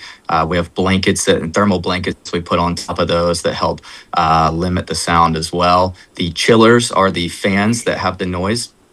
Both of those you should expect if you were standing directly next to it. Okay, so the Texas sound law, the law on sound is 85 decibels within the state of Texas.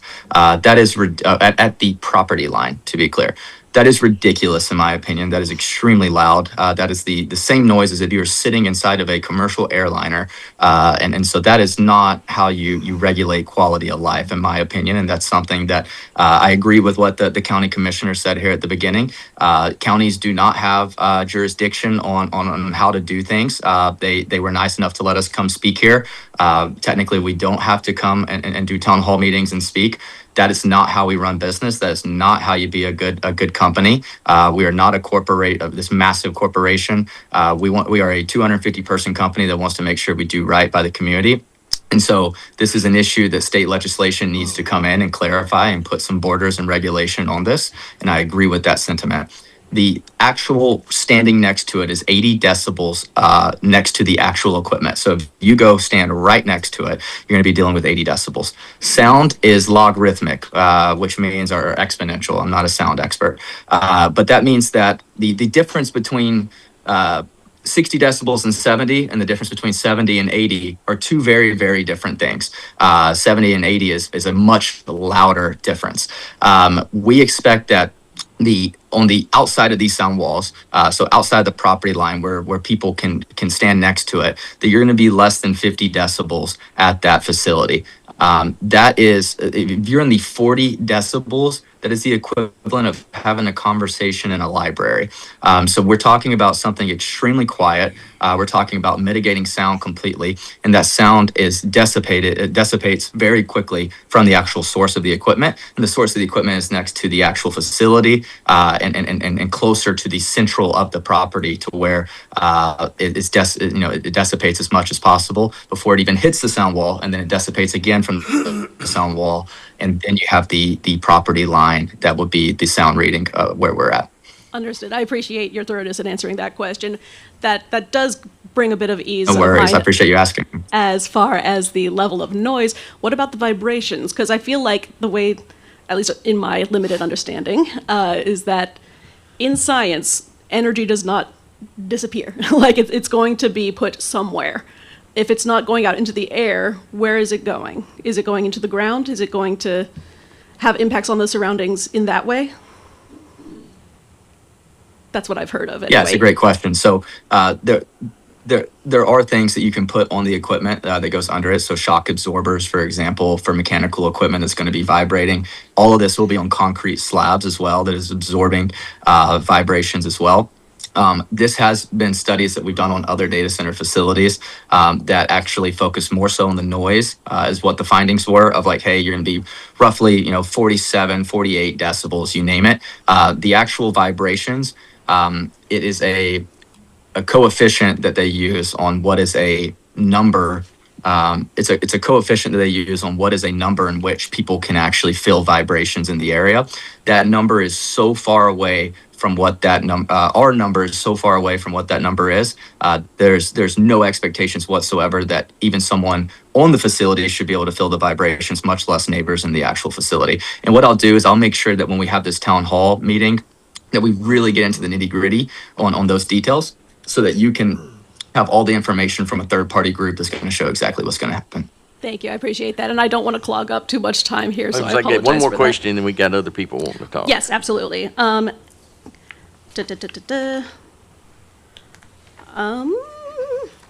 sorry, I'm looking through my notes because I, of course, took a bunch of notes. Actually, I think that for now, since I'm looking forward to the town hall, I think that's all the questions I have for the moment. Thank you. All right. Thank you. Thank you, ma'am. And please feel free to give your information to Sophia, and I'm happy to have a one-on-one conversation with you as well.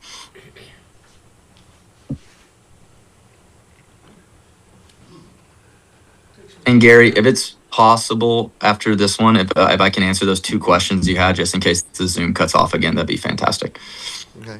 Okay. Hi, I'm Chuck Metter. I represent the Friends of Hunt County for Clean Water. And I got a couple questions. Your presentation did very well. It covered a lot of things. Your question and answers are working real good. A couple of things I've got is you talked about you have environmental testing going on from a third party. First of all, will that information be available to the public so they can have a baseline documentation for that surveys that you've done? Will that be made available? Yeah, I don't see a reason why. Okay, I don't because see a that leads me reason why into we my can't share next that with you. question. Do you have a plan for the future on a yearly basis to make sure of what's emanating, coming out of that plant, going into the environment in the neighborhood, to do the testing so the neighbors know that they're either in a good or a bad situation and that you're looking out for them? Absolutely. Yeah. So we have to do yearly reporting to the EPA on all of our data, and that is filed and managed by a third party. So the state sends somebody out to do various tests on different emissions that we are putting out into the facility to make sure that we stay below what the threshold is within the state of what is considered clean for people nearby. So naturally, I mean, this is going to be significantly less emissions than what a HEB parking lot would have with running cars sitting there idle. And so we will get all that information for you and make sure that we have it for the town hall. I'm really glad that you brought this up, and I appreciate you coming in and talking about this. I would say if you could help clarify any specifics that you would like to see for the town hall on ongoing maintenance and testing, that would be very helpful, so I can start looking into that with my team now. Well, one of the things I would recommend then that you might want to do, and I don't know if it's out there or not, if there's a website that we could maybe send questions to you that we'd like to see at that town hall, so you're prepared to answer what we're going to ask you, so we kind of have a dialogue going before we even get into the meeting. Can we do that? Yes, we actually do. It's a great point. What I'll do is I'll have an email set up that we can. Oh, sorry, there's a little bit of a lag. Yeah. I'll have an email set up that you can that Gary can share on Facebook, and you guys can send out any questions. Okay, and then my last question I've got for you is, you've come in here with a lot of promises and a lot of statements. Are you willing to go into covenants to sign that so everybody in this room understands that if something isn't, none of the expectations are met, or if some aren't, do we have grounds to say something and hold you accountable? I'm happy to sign off on things. Naturally, my legal is not on this call, but Yes, sir, I clearly, understand that. I'm looking for, in my day. Talk is cheap. Yeah. Thank you. Actions There you speak go. louder than We were words. fixing to go down that road. 1000%. And at the end of the day, I've built this company over the last 7 years and grown it into a larger company off of my reputation and building trust with people and communities. And my intention is, at the end of the day, I believe I grew up from a small town where at the end of the day, your name is all that you have to stand behind. And so I wouldn't be getting up here saying something to you just to be a flat out liar in front of you. And I'm happy to make sure that we take the steps to where you guys feel comfortable about that. Well, we appreciate that very much. And as you're talking about being a Texas boy, you understand most of these people, this is their life. This is their neighborhoods. This is where we're going to try to raise our kids, our grandkids, and whatever. So we appreciate that fact of where you're going. We just got our fingers crossed that that's where we're going to go. Please understand all of that. And thank you. Thanks, Chuck. Thank you. 1000% agree. You're not playing much golf now, are you? It sucks. Anybody else? I believe Brent had a couple things. Okay, he you're wa- going to had- answer those questions. He had a or- couple things he wanted to Hang on, address, but yes, go ahead and what- come up. Go ahead, Brent. I just want to answer 3 questions real fast in case the Zoom cuts off. Go ahead. If that's okay. Sure. Okay, perfect. So there was 3 things that were brought up during this, or actually 4 things. It was talking about the power. It was talking about the discharge from the facility, the fire department, and one more that I'm actually blanking on now, but maybe I'll think about it as I'm kind of talking through this. But let me talk about the first 3 really fast. So the discharge piece, that's an easy one to answer. This is water and glycol. We are going to be testing this. We're going to have environmental consultants there as we're doing this. This is naturally, people that live next to oil and gas facilities have much worse concerns of what discharge is and what things are coming out of the ground, going into the ground. This is not even comparable. I would say, a golf course has significantly more concerns of long-term health than what this is going to have based on data of pesticides, et cetera. We will make sure that we're trucking everything in, and we're also trucking things out. We have filters that are collecting any paraffins and any bacteria buildup that we're always checking for, always testing, and making sure that we keep the facility in line. And we want to do that, by the way, because that also damages our equipment, right? So, like, if there's issues inside the water that is trucked in, that's going to cause harm and damage to our facility overall. Naturally, that's not the main goal here. I just want to understand that we're on the same side of the table there, and that is a serious concern for us, and we take it very serious. The fire department piece, this is, energy storage, data centers, you name it. All of that is growing. The grid is upgrading, and it's growing at a very fast pace. I see this as a good thing because that means more energy for a better quality of life for all human beings.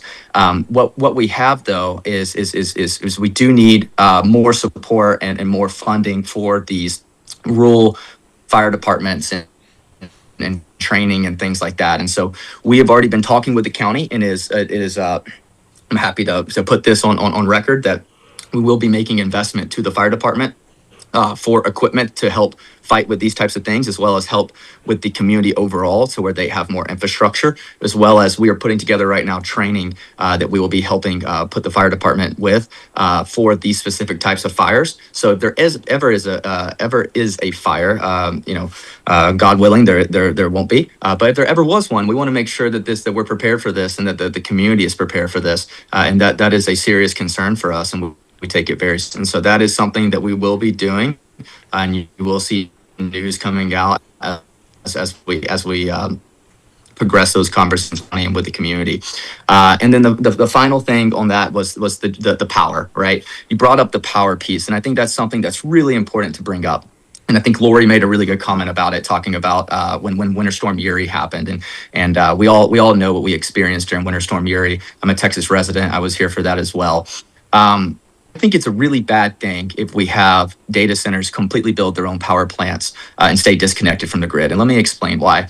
The grid is the most efficient system that we have ever seen in this entire world. I've done business all over the world. Many countries are modeling their electrical grid off of the Texas grid, or the United States grid specifically. And the reason is because it's extremely efficient, and it allows generation and supply to come in, and it allows a free market system to help regulate the supply and demand. If you completely eliminate and make every single data center build their own power, you are now taking away power plants that could have been connected to the grid to help support with emergency systems like Winter Storm Uri. And I want everyone to understand that the grid is dynamic, right? The grid is not static. Your power price fluctuates every single day, every single 5 minutes, night and day. And many times, if you go look at West Texas, you can go to ERCOT and you can look at a LMP pricing. So you can go look at the grid pricing on the system at that time, and you'll see that the electrical grid at times, many times, goes negative in certain areas. It goes negative in West Texas. And what that means is that there's power being produced but not being consumed. Most of the actual cost of your electrical bill comes from some very few high-priced hours on hot Texas summer days, on really cold winter days, you name it.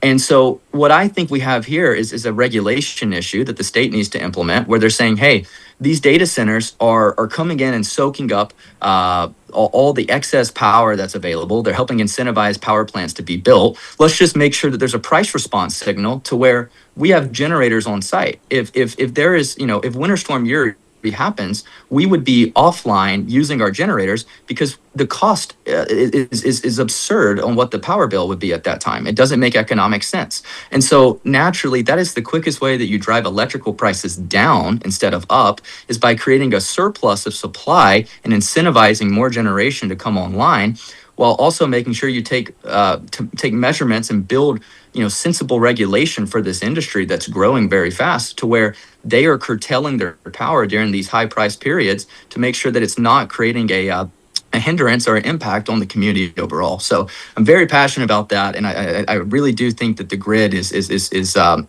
truly remarkable. And we live in a state that produces more energy than any other state in the country. And I think that we have every ability to be a pro-business state that doesn't impact the quality of life of people that live around it. I think Bruce said it best. He has a family. He wants to look at the stars. Absolutely. I want this data center to be something that all it did was create a better tax revenue for the schools in the area and the hospitals in the area, so your kids have a better quality of life and doesn't hinder the impact of what your kids have to deal with on a day-to-day basis. And overall is a net positive to what you see in that area. So my TED Talk is done. I'll answer any other questions. So, hi, Ryan McCarty, 1213 Land Oak in Roy City. I mean, I appreciate all the presentation and everything, but I do kind of have to ask, you have kind of this, gee shucks, I'm also a Texas boy. Are you putting one of these in your hometown? Right? That's So a great otherwise question. it's a very much a good for thee, not for me situation. That's a great question. We have actually been trying to put a data center in that area. I think it would. The area that I live in specifically was impacted a lot by the timber industry, by sawmills shutting down, and by power plants shutting down. And I think that county could truly have an incredible tax base and a lot of new jobs that bring in economic activity to that area. I would put it this way: if this facility was next door to my parents, I would do that because I do not believe this will be invasive, and that is not a concern. There is. The reason that I'm not putting this in my backyard right now is the fact that the Texas grid, you don't get to pick where there's electricity. Where there's existing and built out infrastructure is where there's existing infrastructure, like I think the county commissioners were talking about. There is the infrastructure built out in this area was built out larger than what it needed to be, and now we are coming in to take on that existing infrastructure. So I hope that answers your question. Happy to go into more detail. Yeah, it does. I'm just curious. I mean, you've offered to extend our infrastructure for our water and things like that. Why not extend the infrastructure in your local town, and then you have the infrastructure necessary to make that energy, and then you don't have to necessarily come to ours. Yeah. Well, a couple things on that. One, that is what I'm actually trying to do currently on one of our projects, without speaking too much about it. But two, this is something that is a business that an industry that will be growing. That is going to take more than me putting one in just my hometown. It's naturally, this is the AI is a national security threat in many ways of who wins this race compared to us in China. And so this is going to take many places building minimally invasive data centers to win that race. Yeah, and I appreciate that. It's just from an optics perspective. It's like when you Totally ask get it. somebody to give up our quiet and our energy and our everything else like that, it looks better when we lead by example. See, and as far as the China issue goes, that you'll have to excuse me if sometimes we live our lives out of fear, and so when we use China as kind of the example of why to do this, it's more of a fear tactic of you should encourage this because, well, you should be afraid of what happens without it. You know what I mean? It's like, it rings a little hollow. And then the other question that I have kind of for the commission is, when you guys go and reevaluate our tax base, right, our property taxes, are you guys going to account for the fact that our property values are going to go down? Because guess what? Nobody buys a home next to a data center. Everybody else has the same fears that we have about having our home next to a data center. So why would you in good conscience want to go buy a new home there? You know what I mean? So if I were to go sell my home tomorrow, I'm not going to probably get, when they move in, I'm probably not going to get the same value for my home. So A, will our property taxes follow suit? And B, is there any chance to mitigate that? Because obviously none of us want to, we put in our money, we bought at a good time, we rode the value of the house up, we've built our equity in the homes, and now we run the potential of all of that being shot when they move in and our property value takes a dive. Well, first of all, we don't do the appraisals. the Hunt County Appraisal District does the appraisals for all entities. Yeah. That was put together in 1980, I believe it was, because all the entities were doing that back then. And you could have a house, I remember, I'm a little older than a lot of people in this room, but, the city might have your house back then at $10,000, the school might have it at $5,000, and the county at $2,000. So it was all over the board, so the state put in the central appraisal district that all the entities pay into it to fund it, but they get all of the appraisal values, and you do have the right to go protest those values at the appraisal district every year. Out of curiosity, then, who is making this decision to approve or not approve? If it's not y'all, The state of Texas. so specifically, who do we call within the state of Texas? We can start with your representative and your senator and the Because, I governor mean- and all, because the state does not give counties much authority to do a whole lot of anything. So then, We don't- why are you guys holding this meeting and not the representatives? We do it as a public issue, so the public can come and hear these people explain to the public what is going on, and so that you have some amount of understanding, there's some amount of communication. Yeah, it just a little bit feels like a situation where we're basically opening the door to a decision that's already been made. So it's kind of like, hey, you're screwed. We just haven't figured out just how bad. We're going to learn, though. But it's here to ask questions, and that's all I can tell you. So appreciate your comments. I mean, that's been one of the frustrations as we go through, because there's an expectation, as Ms. Wade stated earlier, you vote for us to protect you, to serve your interest. And in these scenarios, they're removed, the authority removed from the counties on purpose by state legislation, for things like business permitting, for plat permitting, for industrial development. We don't have zoning authority, to say what goes where. So, but I want to answer your question. Call Governor Abbott, 512-463-2000.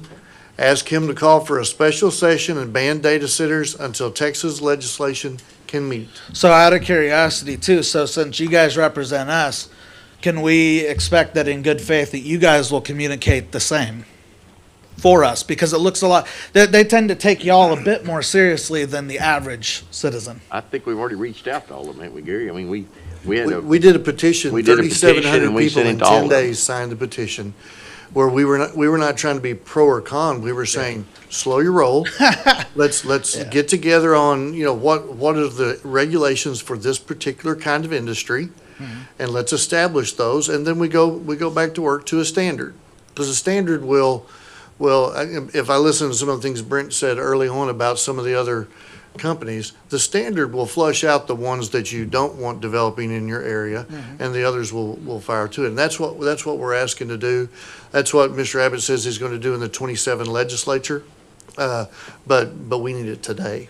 Yeah, That's and I appreciate all y'all's response, and Brent, I appreciate your time.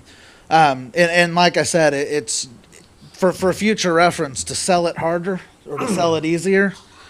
Make sure you get the one in your town approved first, because it's a lot easier when you can say, I put this in my town and therefore it's okay to put it in yours. Hey, Brent, I do think there's an opportunity. Thank you, Mr. sir. Mendoza has a house that might be for sale. You can- Absolutely. Thank you for speaking, and thank you for the questions. Hey, y'all, I'm Gavin from 6635 out in Royce City. I just had a quick question for Brent, and hopefully this makes a little bit of sense. I wanted to figure out, will Giga ever sell that data center, or will you all be in possession of it for however long it operates? It's a great question. At the end of the day, I'm growing this business, and so I can't speak to what the future holds on every single decision. Our goal is to keep these as long as possible, as well as typically, if you do sell, you're more so selling the future value of the contract to harvest cash flow to reinvest into the business, to hire more people, to grow the company more.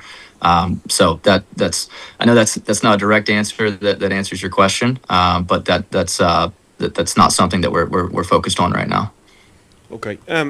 Thank you. How many do you have planned for Royce City or local areas? Is it just a singularity? Just the only one? This is the only one. Yeah, you shouldn't expect, and candidly, there's very low odds that this data center ever grows without significant infrastructure upgrades in the area. So this is always going to stay. This is 1/4 of the size of the core scientific data center. So I mean, it's a micro data center, and it should stay a micro data center. All right. Thank you for that. And then, oh, I lost him. We lost him. Uh-oh, sorry about that. No worries. No worries. Well, I just had he mentioned security, and I just wanted to see, you all said that you manufacture and create most of the parts here in the United States, if not all, and there'll be nothing outsourced to Venezuela, China, or anything like that? Yeah, so we manufacture all of the components that come in to build the data center. Okay, fair enough. If you're ever in Houston, happy to give you a tour of the I'm glad to take one. And then lastly, I was just going to ask him, I understand the 7.2 million and the 20 or to 24 jobs. I believe that y'all said it would. What does the data center do besides that for Royce City, and what is it mostly used for? Is it just storage, or is it just? I just want to make sure people online can hear. I'm sorry. Yeah. So that was kind of. I'm sorry. You mind repeating No, we the can go. question? No. So besides the 7.2 million and the 20 so jobs that we're putting in, what other benefits does it have to Royce City, and what is it bringing? And what does the AI Data Center do overall? I understand there's gaps and security issues and things on and so forth, but I wanted to understand what it's actually used for, and why we were lucky to be chosen. Sure, that's right. So I'll start with the first question, or sorry, the second question around what it's being used for. Yeah. So you can think of the facility as just a house for all of the computers that are going to go on the shelf and be plugged in and then cooled down as they're running all the algorithms that build the AI model. Infrastructure. Yeah, exactly. So it's really just a house for all the computers. Okay. And then the second question was around benefits for the Yeah, but surrounding what area. also the 7.2 is great and 20 jobs, but Yeah, I mean, we talked about the water. I think that's a really important one to bring up because obviously if we can provide infrastructure upgrades both to the grid and to our water system, then that's something we want to be able to do. We, of course, want to help support the fire suppression and our fire safety in the surrounding community. So we'd like to do quite a few, investments and trainings and those capabilities. I think there's a lot more that we can contribute to in the county, and I'll let Brent speak to that at the town hall. But we're really looking at this as an opportunity to come in and help bolster the community as a whole, and not just plop down and stay in our little corner of the county. right. Okay. All right. And last, he mentioned surplus. I know y'all are tapping into the surplus and existing. Will you all be adding to that surplus, or are you just going to take the surplus that we provided? On the power side? Yes, ma'am. Yeah, so we're not generating any power at this site. Okay. That will be going back to the grid. He had mentioned driving down, the more surplus we have, further drives down prices, and it seems that we might be pulling from that. We will be taking that surplus, so we'll be paying for that surplus now instead of you guys having to pay for it and sitting idle. Okay. Does that answer the question? I think you did fine. Thank you very much. Thank you, All guys. right, Sorry thank y'all to very put you much. late there, but y'all had good questions and answers. No, that's fine. We were sharing the mic, and that's Yeah, fine. That's fine. Perfect. Thank you all very much. Brent chimed in on my phone if you want to hear this answer. He said also the benefit of the data center is the same benefit of using ChatGPT. All the value that AI is creating, just like the internet. Gotcha. So it's not, okay, not just for Royce City, but everybody. Exactly. Okay, y'all need a 10-minute break? Yes. Yeah. Let's take a break, and you can ask her offline if you want to. If you want the public to hear it, you can give us about 10 minutes and let everybody. All right. Fast break, yes. It's 10:06, and we're going to take a few minute break.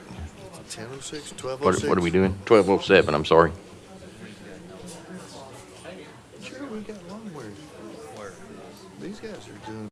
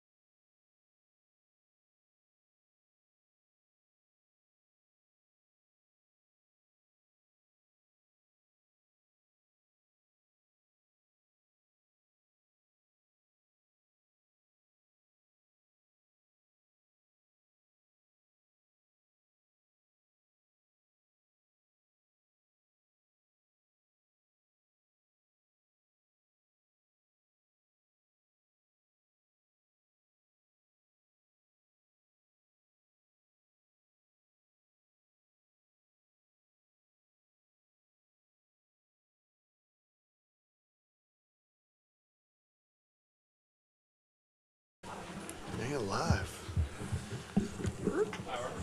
We back up? All right, it's 12:17, we're back in regular session. All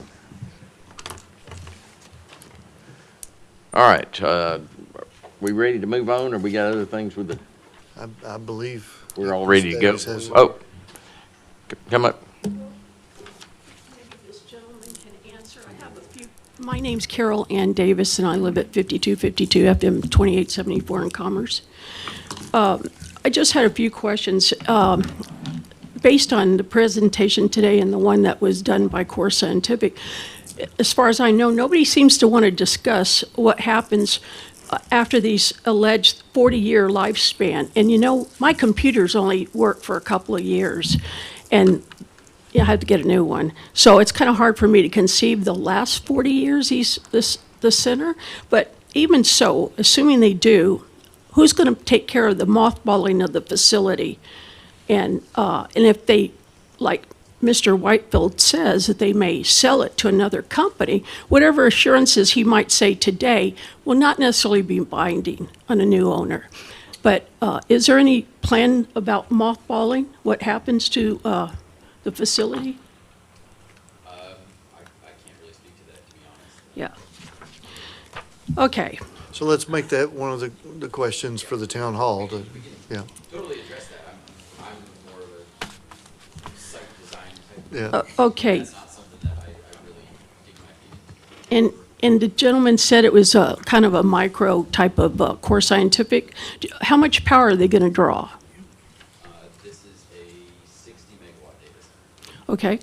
And I think he said it's about 30 acres, and the building is going to take up 2, so there's 20 acres that's going to be used. The site plan I saw for another facility looked like a lot of it was maybe parking lot. What about the one that's going to be built here? Sure, let me stand up there with you. So, Oh, okay. do you think we could pull that presentation back up and I can talk more? Okay. So the building, like he said, was going to be 100,000 square feet. And so, yeah, actually, let's slide it. One right below this one. Yep. So the white space in the middle, that's going to be the building. So there is a lot of area around it, but those are our electrical yards and our mechanical yards. Thank you. Those are the electrical yards and mechanical yards that house the equipment for controlling the rest of the equipment on site. And so, yes, we do use a large area as far as, but this is the minimum size that we could do for this type of facility. And so we have, we have the fire lane going around. We're obviously held to certain codes as far as fire protection goes. But yeah, the building's there, and then this should take up about 20 acres. So I think the dash line you see around the outside, that's about the 20 acre limit. We won't be touching all of it, but for the most part, everything will be encapsulated. On the board. Oh, yeah, here you go. On the border of the landscape that he was mentioning, do you know about how many feet that would be around the whole property, or just? For landscaping, we haven't engaged with the landscape architect yet to design that, but we will for sure be putting landscape around the entire site so that it will look pretty. Well, I would suggest, I have a year of landscape architecture graduate school, but particular to Texas, though, I would suggest that maybe you would try to utilize as much as you can native plants, since you've, said that you're not impacting the environment, the habitat, negatively. And additionally, in that, I would plant a lot of plants that would benefit pollinators, since as you probably know, bees and other pollinators are in shorter supply now. But that's not necessarily my main concern. Did y'all do an environmental assessment for the air pollution? The ESA should handle all environmental concerns. Mm-hmm. Do you know what the particulate matter degradation is going to be? I do not know those answers, but I think that's information we can provide at the town hall for sure. Okay, and the generators, I think the gentleman explained that they would be housed, but on those generators, do you have engineered best available control technology for them, and the best scrubbers you can do to? Honestly, I don't know the answer to that question, but it's something we can definitely answer. Oh. One more question, and let's wrap it up. Okay, what are the dust mitigation measures? Because I was on a road with a year project of just a farm road being renovated over and over again, and it was terrible. So what are the specific dust mitigation measures that you're going to have? Sure. So during construction, the plan is to set up dust fencing to help with the particulate matter. And then we also will be doing, some spray of water to allow for less dust to be kicked up during the construction process. The road management is a really important piece of our construction, and our hope is that we're doing maintenance to make sure that the road is not impacted and repaired to the best state possible after the fact. All right. Well, thank y'all for your presentation today, and I look forward to your town hall meeting. Thank you, Bobby. Hopefully in the next few weeks, hopefully. Sounds good. Thank you so much for having us. And tell the partners of Gig'em, I'm class of 76.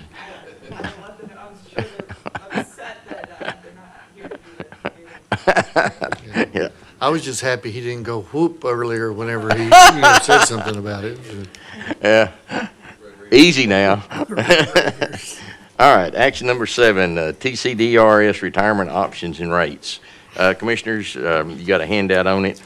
We're, just background, when I first got here and I saw this, that we were like at 80% funded, and I didn't know we were all municipal and government entities were supposed to be at 100% funded, and I thought we were in big trouble, and we owed $11 million at the time. Well, come to find out we were in great shape, and in the last 8 years, we're now at 90% totally funded to meet all our obligations. Our current rate goes down just a little bit each year. The required rate for next year is 10.17. It shows on the chart, if you look at it, that we're supposed to be at 100% in 2044. So in 18 years, we'll be totally funded at the current rate. We do a 200% match, but we only have to pay 10% of what would be 14%, because we're matching 200% of 7%. So our retirement system's looks like in good financial shape, and so that's kind of the report, and need approval to put to adopt this so we can put the rate and the money that we're going to collect this year in the budget. And is that the same rate, Judge, as it has been? It went down just a little bit. Went I don't down? have what it was, but it goes down slightly every year. Okay. The more we pay, like I said, when I got here, we were like at 80%. Now we're at 90.1, and it was like 11.5 or something when I first got here. So it's going down every year. Okay. Motion to approve the new rate? Second. Got a motion second. All in favor say aye. Aye. All opposed? Motion carries. Action number 8, an amendment to the service agreement for L3 Harris for radio system. Virginia, you want to brief us?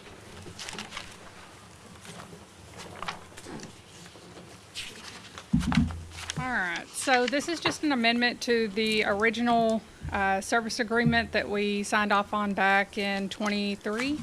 I believe it was March of 23 that this original one was signed. This amendment covers all the additional equipment that we've purchased over the last couple of years. So just some numbers there. We've gone from 90 radios in the original contract to 669. So all those radios have to be serviced per the original contract. Any new equipment that the county acquires under contract has to be added into the service agreement. And so if you look at the numbers from the original service agreement to the new one, it did go up. It went up about $403,599.24. But that number is spread out over the course of 12 years per the service agreement. At years 7 and 14, our consoles will all be changed out. So right now, the original contract, we had 2 consoles. We now have 5 consoles in the dispatch center. All 5 of those consoles will be changed out at years 7 and year 14, along with other equipment and stuff in the tower sites. So this amendment really is just, it is a price increase to cover the additional equipment that's added into it. So just help me out here. How do we go from 90 to 600 radios? Fire Just- department, Okay. all the city police departments, and then 90 radios was 50 portables and 40 mobiles. Well, we have at least, 64 sworn, I think. So the 90 didn't cover our own personnel that was in the original contract. So we also had to purchase additional ones for the county. And then you have constables, Homeland Security, et cetera. And in the cities that you talked about as well? Yes, sir. Small cities, yeah. All the cities, the city PDs, the ISD PDs, and then the fire departments. Is anybody else participating in helping pay for this? Or does the county get all of it? It'd be the county. Radios are like the gift that keeps on giving. Every time you turn around, more money, more money. Sorry. So what's the cost difference then? The cost difference, again, it's going to be over 12 years, is $403,599.24. It's roughly about $33,633 a year, and that does start at year 4. So we're currently in year 1 of system acceptance. So we have, I think, 2 more years after this one before 2.5 years before we'll start paying this. Okay, so this year 4 through 15 maintenance that we're looking at, and that number out beside it is not what we're paying per year then, That is what we're paying for per year. with the increase Yes, sir. already added into this? Mhm. Okay.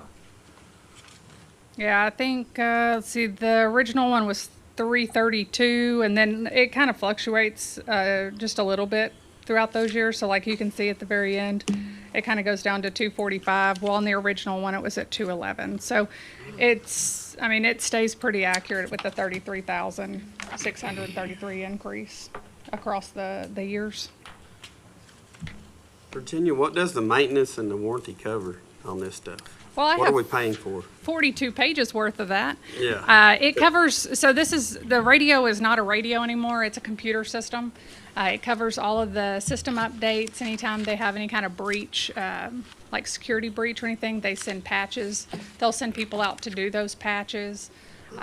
It covers the, if something breaks, if they can repair it in the shop, or the Dallas team, the field office, can come out and fix it, they'll fix it and repair it and put it back into our inventory so that we're not having to buy a whole new piece of equipment. It covers, I think it's yearly or bi-yearly, I can't remember off the top of my head. They come out and they service every single radio that we have in the county. So that's all of them, that's even the fire radios and the little PD radios, et cetera.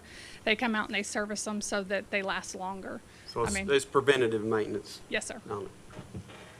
And then it also pays for those system upgrades, which is a lot of money when you start talking about replacing the components inside the towers.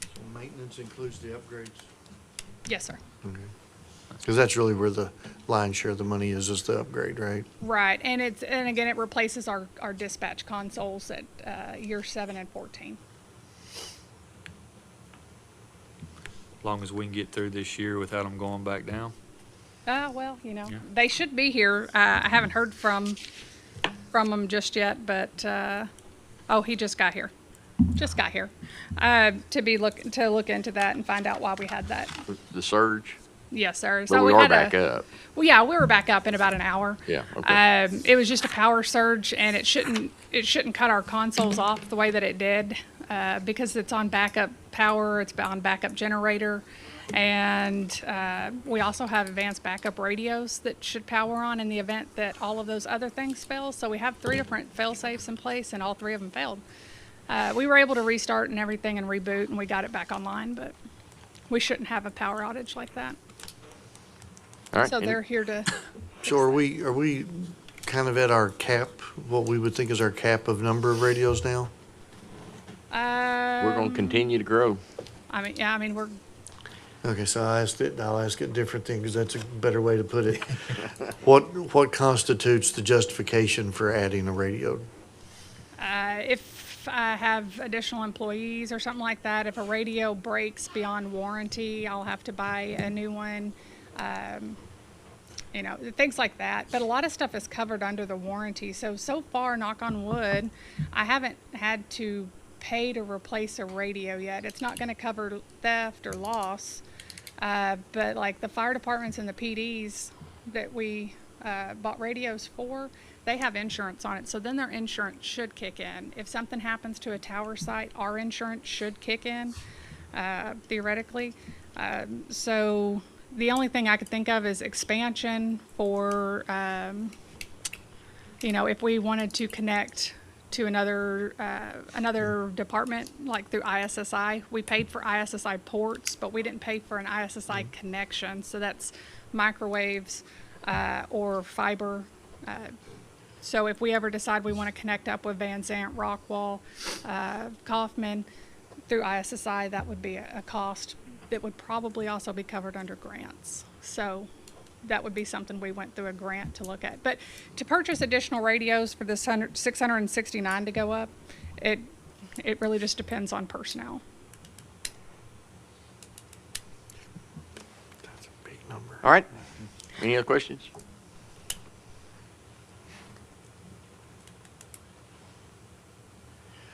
Entertain a motion for approval.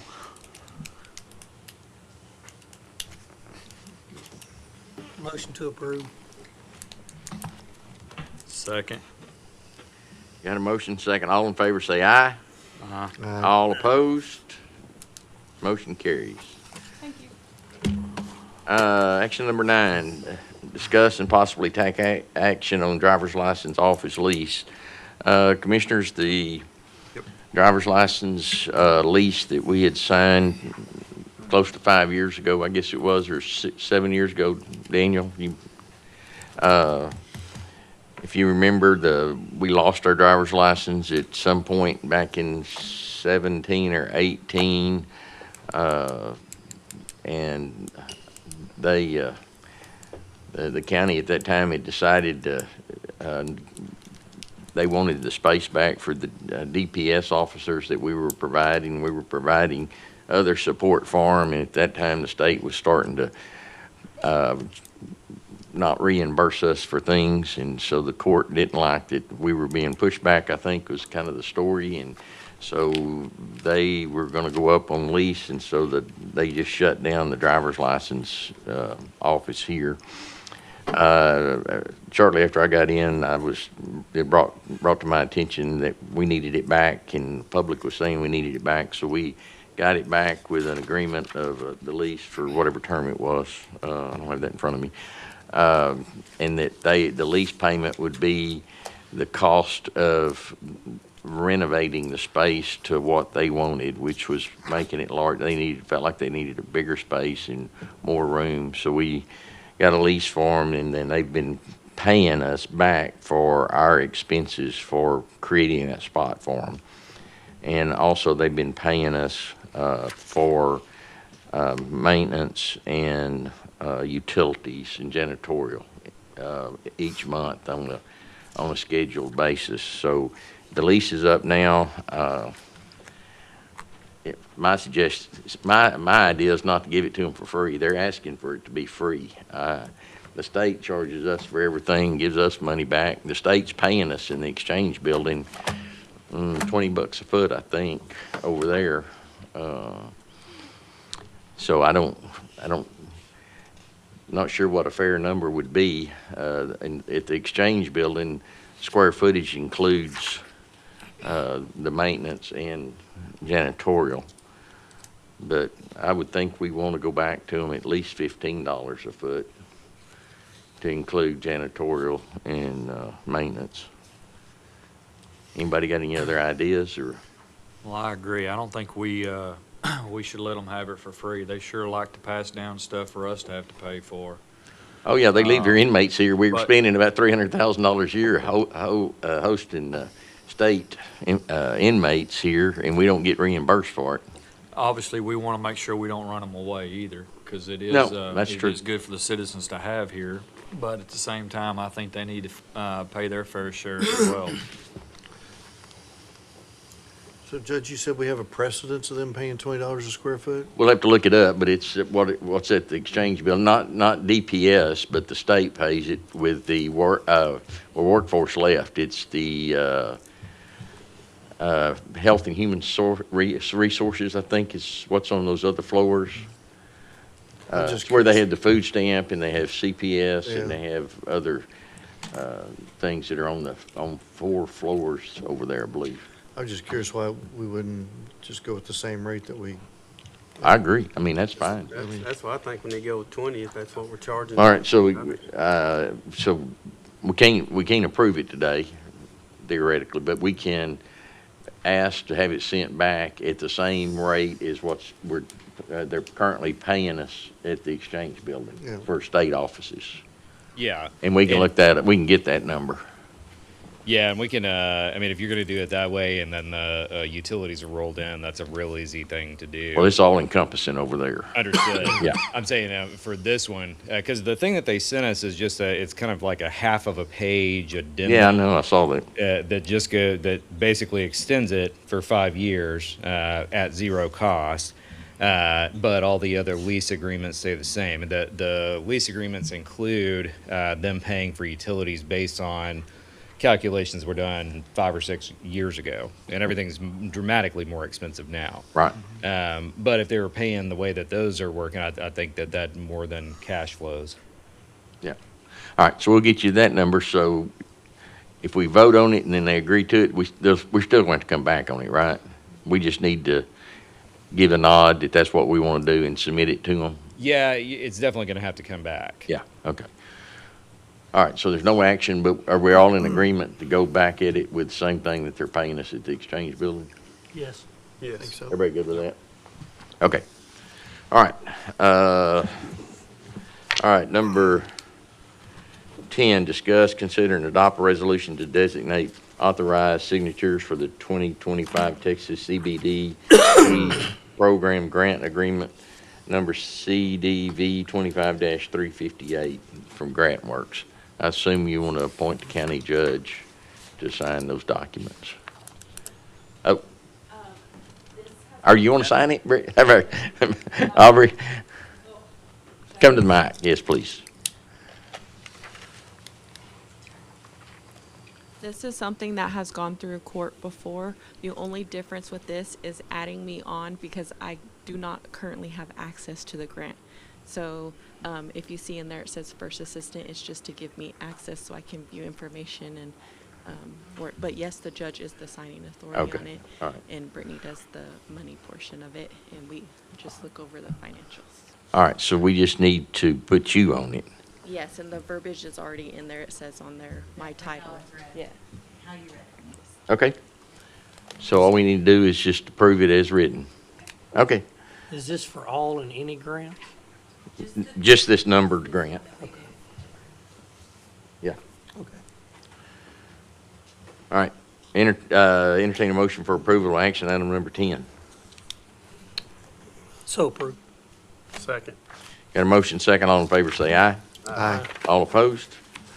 Motion carries. Action number 11, to discuss and possibly take action on a new indigent cremation release form. All right. So we've been having problems with our indigent burials and cremations for a while because we don't have this policy. So what you got, what was handed out earlier is a 4-page packet. The first 2 pages or 2.5 pages, are the adoption of the order, basically, that say it goes through a whole lot of different code sections, but if you get back to the very end, actually, if you just turn to the second page, it kind of starts going through what this policy requires. But to cut it down real short, basically it adopts as a policy a bunch of rules about when the next of kin or the family members of an indigent person who's been cremated can get those cremains back. Now, we have to do that because there's at least one funeral home that was trying to hold those remains for ransom and charge the family more money. This policy would completely do away with that. It adopts a policy. It also adopts, at the end of that packet, there's a 2-page form that any funeral home doing these indigent cremations would have to finalize with all of the information about next of kin. And they would have to hand that form in with their certification that everything is correct, which makes it a felony if they lie to get money from the county. They have to give that in, and then that will give the county a trigger to actually pay those bills and give the county the ability to follow up with the information on there later if it becomes clear that something that the funeral homes put on the form was not correct, or if for whatever reason there's a need to track down the next of kin.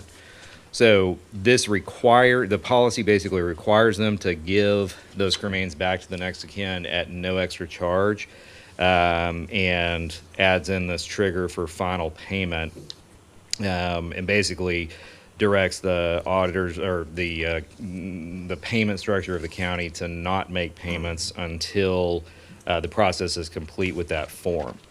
And we went through, I worked with one of the funeral homes here in town and kind of went through all the different situations that come up with this, because sometimes there is no known next of kin, and sometimes there's more than one kid that wants the ashes.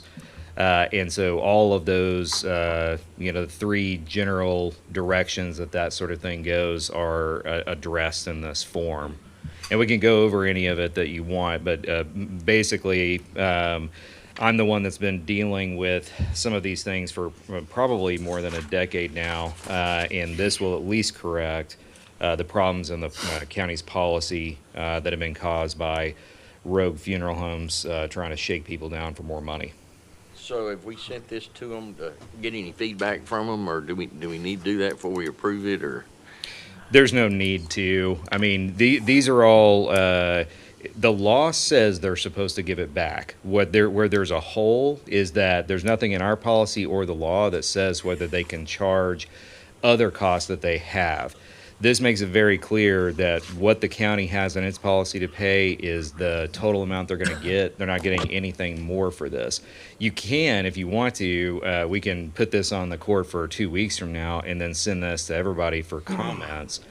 But it's going to take more time and money. And what we're talking about here is relatively simple. We've been working on this for a couple of months, trying to get this narrowed down after some issues that we had with a couple of funeral homes. We've visited with a few funeral homes to get their input on what needs to be in here, and we need to move on this. And they're okay with it? Yeah. Okay. Yeah. So we have talked to at least a few of them? Oh, yes. Yeah, Yeah. okay. All right. Any other questions? Entertain a motion to approve. So move. Second. Got a motion second. All in favor say aye. Aye. All opposed? Motion carries. Action number 12. Findings on petition, discussion, and possible action to make fixings under Texas Health and Safety Code 775.017 regarding whether creation of the proposed district is feasible and will promote the public safety, welfare, health, and convenience of persons residing in the proposed district. All right, this is, you remember a week ago today, we had a nighttime hearing related to ESD number 2, the South Hunt County ESD, and The only thing that really happened at that hearing was the public part of the hearing. That was opened, a lot of people commented, then that hearing was closed. These three actions, number 12, 13, and 14 on your agenda today, all are contained in the 11-page packet that we passed out earlier. It's the one with the map on the very last page, a color map that we got from CAT. So in the week in between then and now, there have been lots of changes, all for technical either numbers or dates. But otherwise, everything in these three stayed the same as the thing that I handed out a week ago. We went back through and compared. Basically, we took all of the voters who were also property owners and who signed the petition, but who also happened to live in Hawk Cove or Hawk Cove's ETJ. We took them out, and there's still over 150 signatures. There's only 100 needed for this election. There's even outside of all the cities and all the ETJs, there's still 122 signatures. So this election, I mean, to the extent somebody wants to try to stop this election from happening, they're not going to be able to do it on that ground. All of the rest of these things in the first, the order making the findings, are things that we got from different sources. Some are from records of the fire departments, like the number of call-outs and things like that. Some are records that we got from the cities that approved it, the 3 of the 4 that did approve it. That's on the second page of that, where we have all the dates where they all received it on May 8th, but then there's 3 different dates that were added for the dates that the cities approved it. And there's one email that came in about one of those, West Waukene, that I'll address in a second. I think you heard it at Citizens Be Heard this morning. Then on the next page, especially starting down in Article 4, the feasibility finding, 4 and 5 have been filled in. I don't know if you'll remember this, but 4 and 5 had a lot of different blanks, especially related to the taxable value of those different districts. And so we went, Judge Stovall and I went yesterday to talk with the CAD and worked with their mapping people, and they have tools that can narrow things down to very specific geospatial areas. So there's a tool where they can cut up the geography of the map. In fact, the last page map is based on their tools and on the half-page ETJ of Hawk Cove. But they're able to map out certain areas with our GIS data and then give us those very specific numbers that are different down to the $1 space. And those are certified numbers as of the certified values at the last year, 2025, because the 2026 values are not going to be certified for a couple of weeks. And so the way that the law is set up, we have to use the most recent certified data, and that's what all of those roughly $2 million numbers relate to. We also got I had them further cross-check all of the other data that we had set up on the petition to confirm with them that their records also show that those particular people own those particular tracts, and that none of those tracts, or that we need to figure out how many of those tracts were in either Hawk Cove or Hawk Cove's ETJ. And they were able to produce a map, with the red dot where every single person lives. And like I said, I mean, there were less than 10 people in the blob at the bottom of the map. By the way, that map that's at the very last page, that'll be in Exhibit 2 of these 3. I just put it in the packet one time. But we took those out. Everything else is legally sufficient, and to the extent that the commissioners want to move forward with this, granting permission to put this on the upcoming November ballot, you don't have to take action today. You have until August 17th to make a final decision on that. But I will tell you, if you wait and do it, it's going to be potentially problematic because of how complicated the mapping is going to become for the voter boxes that we need to put together. That's going to take a very large amount of time. It's not anything that anyone in Hunt County's ever done before, because we're going to have to put together, for this election, 8 brand new separate boxes. 2 each for the 3 southern cities, 1 for the Greenville ETJ, and 1 for the property, for the thing altogether. And those are going to have to overlay on top of all the existing boxes. And so that and the ESD number 1 election are already going to cause massive time problems. And so to the extent that you're moving toward putting this on the ballot, it would be easier, much easier for staff, especially in the elections office, that be done quickly and not wait till the August 17th. Yeah. Otherwise, we may have to hire outside professionals to come in and help with that. May have to anyway. I was May going to have ask, to anyway. do we need assistance from a skill standpoint or from a volume standpoint?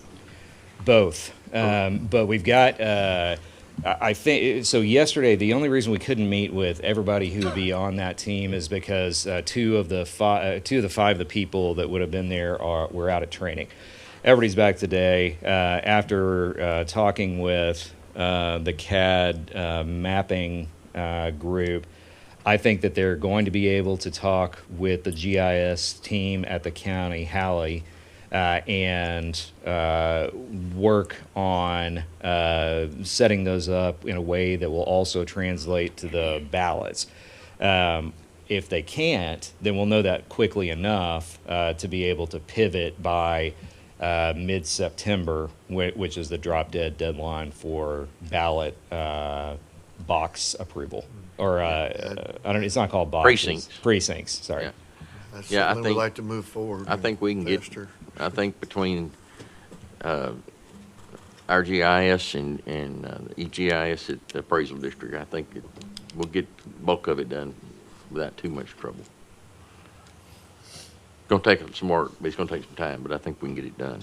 So, Daniel, so the first document, the order making findings of the petition, so we vote on that now. And then the next one, we go to the next action item, That's correct. It's going to take 3 separate votes. Okay, that's what I was asking. All right, so I entertain a motion, order making findings on petition for creation of Hunt County Emergency Service District Number 2.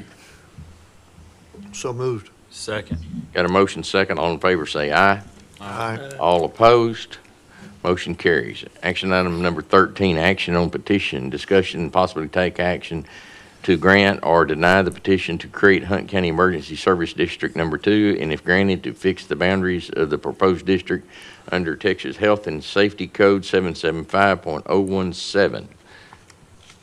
All right, this one is more of a ministerial action because you've already approved the findings, and the findings basically require you to do the second one. I will tell you that there's some boundaries issues. This one's only a page and a half. There's some boundary issues that are discussed on here, and just so we're real clear, I don't know who all heard or saw the public comment from one of the councilmen down in West Tawakoni. Most of it was just pointing to the sections of the law and, urging the county to follow the law, which is, I know, something everyone strives to do. The one issue that he brought up was the exact language that was used in the motion, but I have looked at that specifically in light of what his comments are. I also talked with people down in the city, on city staff. There is zero question that what they voted on was listed appropriately on the agenda, and the vote was to let the people vote on it. And that is exactly what this is. If the people of West Tawakoni don't want to be part of this, then they have an opportunity to vote when this is approved. There's nothing else in that email that gave me even a little bit of pause on needing to wait to do further legal research. Everything else in there was just, references to things that the county has to do, and most of those, if not all of them, were correct. But there's a section down here, section 3, the basis of exclusion. One of his questions was, well, what gives you the authority? And the authority is clear. The authority is in the law. The county is not, by adopting this, not It's not changing the boundaries, even though we're adopting this with a property area, a geographic area that's different than what was in the petition. The state law automatically does that. So the county is not doing anything to redraw the lines. State law already did that by the inaction of the Hawk Cove City Council. But if I remember from the meeting last week, if the citizens of Hawk Cove vote no for it, then both the city of Hawk Cove, I'm not Hawk Cove, I'm sorry, West Waukene, if citizens of West Waukene vote no to it, then them and the ETJ both go out. Is that what, did I hear that right? I think that those are both counted separately. That's something we're going to have to figure out when we put the ballot boxes together, but I don't know if the people inside the city vote no, I don't know if that automatically means that the ETJ is also a no. I thought that's what I heard, but I wasn't sure. That's why I was asking. That is what I've heard, but this is definitely one of the more complicated areas of municipal law that I've ever seen in 22 years.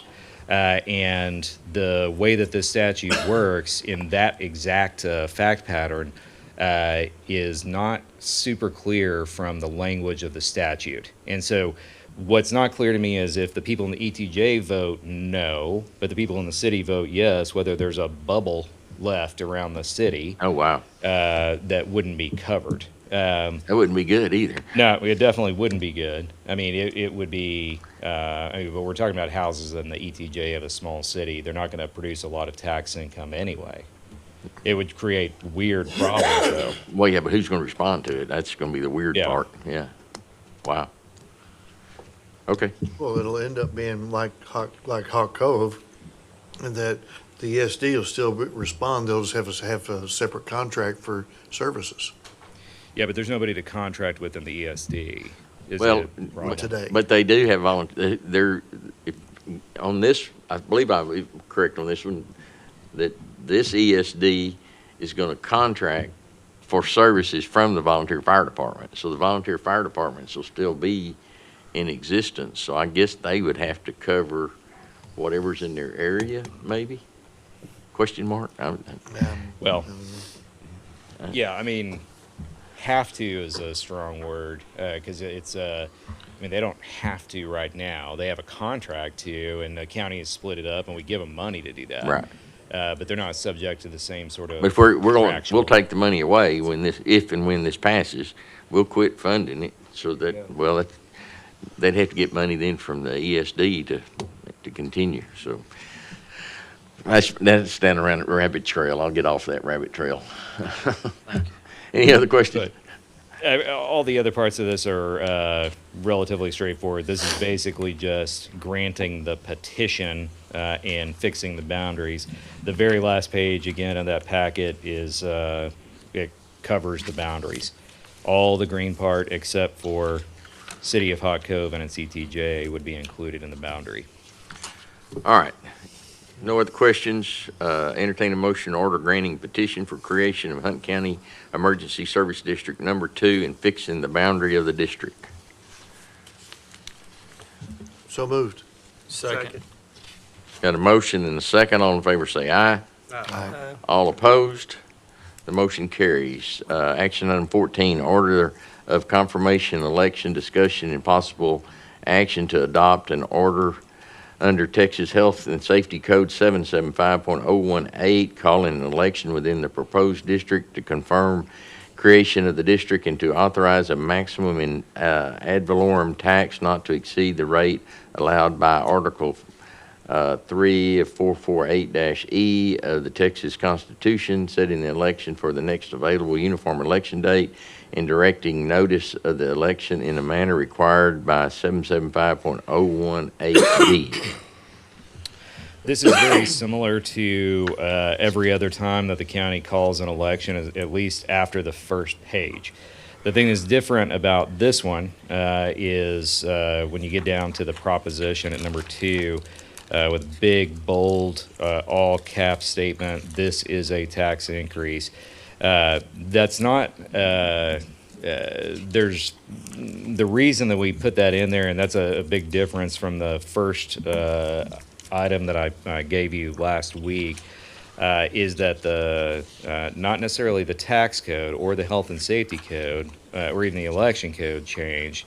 It is the government code and the local government code. That's why everything that you do, you know, with budgets coming up, and with all the other elections that either assess a penalty or bring in taxes, they all have to have that statement, even if it's not really a tax increase, like the last time. Yep. So I mean, basically, the legislature is requiring language that is not necessarily true in some situations. In this situation, obviously, it does come along with the tax increase. All the rest of this is the same as the last time we talked about this, at least generally. All this does is go through and say, you know, what's going to happen and when, and most of that is boilerplate language. It's basically saying what happens next. It says, it gives instructions to staff and the elections administrator, and you know, tells us to work directly with the county clerk's office and sheriff's office for postings. And then list the dates and times and you know, the general canvassing actions that will occur. But this goes directly with number 12 and 13. All this really does is call the election for November. All right, any questions? Entertain a motion to order the calling an election to confirm the creation of the Hunt County Emergency Service District Number 2 and to authorize the district's ad valorem tax rate.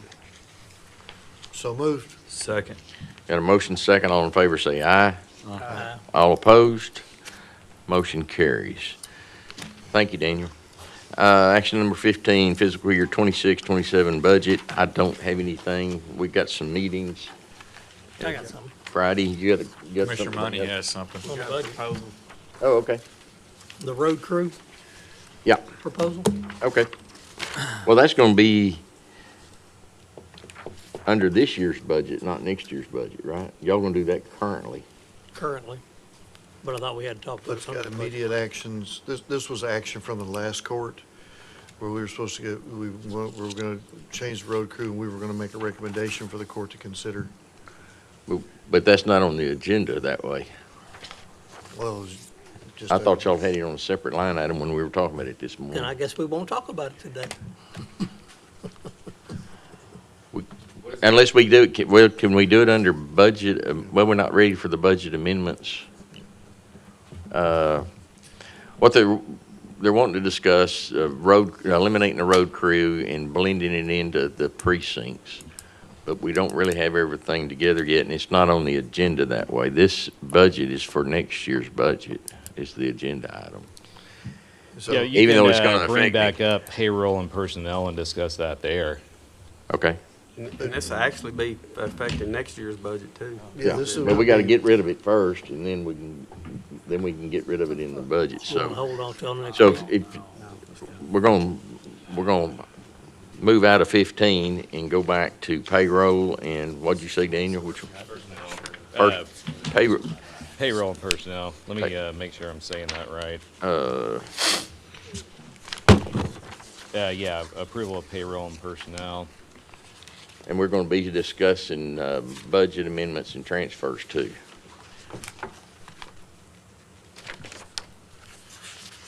Yeah. Okay.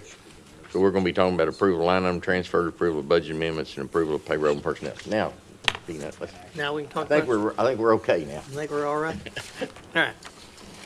So what we've decided, or what we come up with, was to delete the road crew. To do that, we had identified multiple open slots. Go to the next slide. Of employment that we couldn't be able, that we weren't able to fill. I've had an open slot for 9 months, 8 months, and I believe Gary's had 2 for, I don't know the dates, but quite some time. So we got to looking at the road crew. They had 3 people.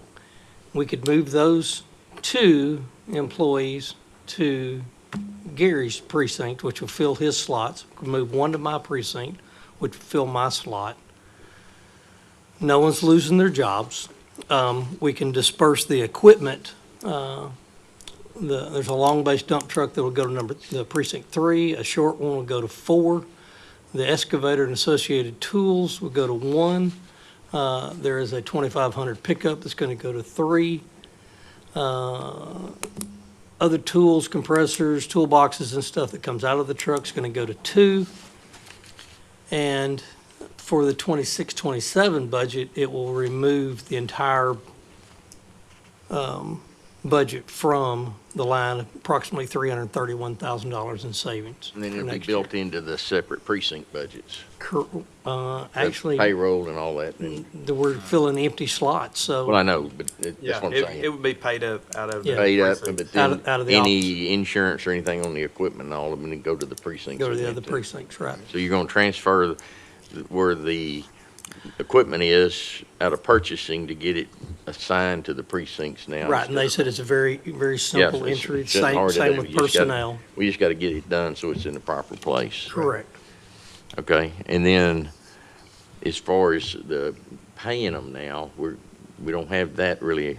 I guess we could do it, but we don't know exactly. This just came up this morning, so I don't know how much money's in each of those budgets. If we move it to it, they don't have a payroll until the next time. So at the next meeting, we can approve line item transfers and budget amendments to clean it up for the next payroll, not the coming up payroll Friday.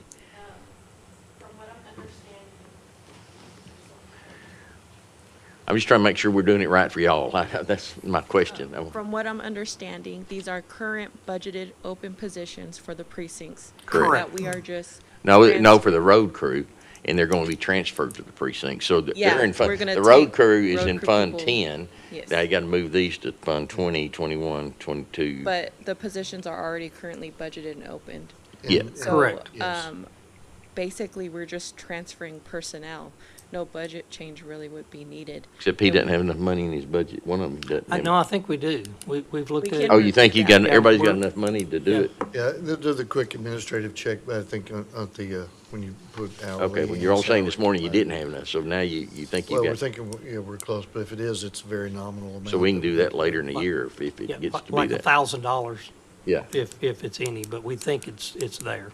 okay. We can review that, and I'm sure Mary can contact you guys and give you guys numbers and make sure that if something needs to happen, we can put it through next court. I just want to make sure we get the action items correct. I mean, if we take action, we do it the right way. So if we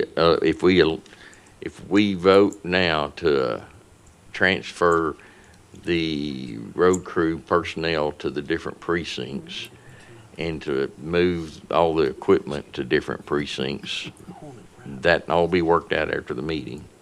And then if there's any money, because we'll just be moving them from department to department. Is it effective immediately, or is it gonna be like effective next court? Well, that's what we're trying to figure out.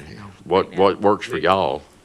It'd be better to do it immediately if y'all can make it If you work. can, but if you can't, then tell us what we need to do. I just know that HR usually gives you guys like the payroll and personnel pages, and we don't have any of that prepped. But if it's immediately, then it can go through like next court with the amendments. Immediate means whatever's the fastest available avenue.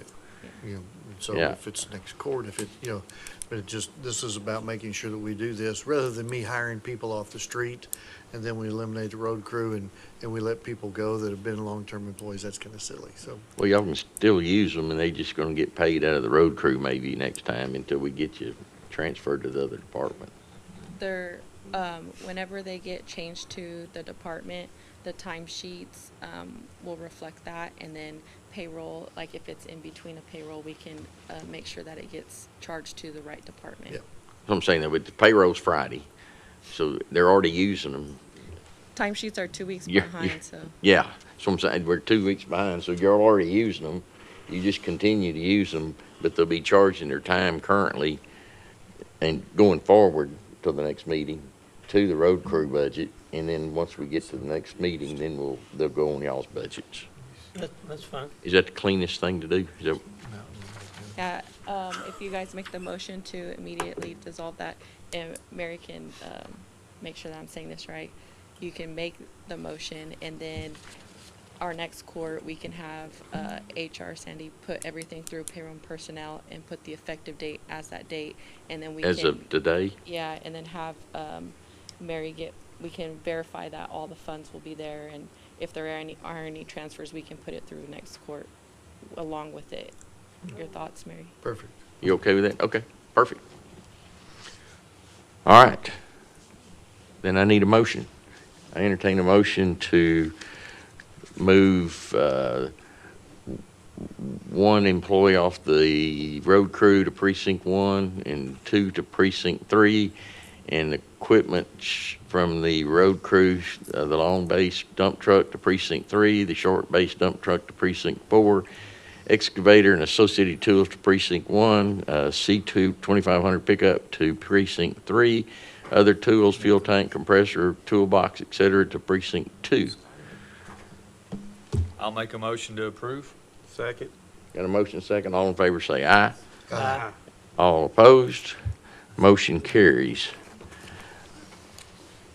Effective Monday or immediately? Immediately. Immediately. Yeah. She's gonna clean All right. Well, right after they get through moving sand for me. Send them to me when you're ready. Doesn't matter. Right, we're done. All right. I was going to let you know that, I mean, the next 20 items on the agenda are all utilities. Right. And if there is no prohibition on the court enacting all of those all at once. Okay. And getting a motion to approve the items on the agenda under 16 through 36. And then, oh, is it more than that? And we got one in there we got to delete, so I'll have to do them in 2 blocks. One we've already approved from prior meeting. It got left on the agenda. So Yeah. now then, we're back to item 15, fiscal year 26-27 budget. I have nothing. We have nothing. Nobody's got anything on it, so, all right, so we'll move on, so we can entertain a motion to approve items 16 through 23. Make a motion to approve under normal stipulations. Second. Got a motion second, all in favor say aye. Aye. All opposed? Motion carries. Now, action items 25 through 30. Do we have a plat? Do we? Plat of 36. We need to pull it out, right? Yes. Through 35. 25 through 25. Entertain a motion for approval with normal stipulations. So move. Second. Got a motion second, all in favor say aye. Aye. All opposed? Motion carries. Action item 36, the amended plat of Milliken Addition in Precinct 1.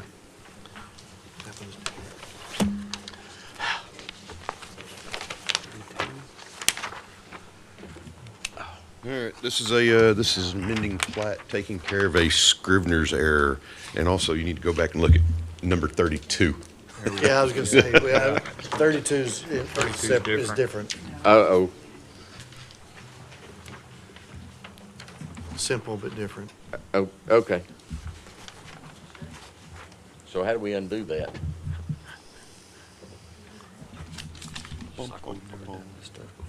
Well, if you want to approve it the way that it's written, then you don't have to undo it. Okay. If anybody wants to do something other than that, then they can make a motion right now to undo that vote and redo it with the take. Should I explain it to see if anybody would want to undo it? Yeah. Okay.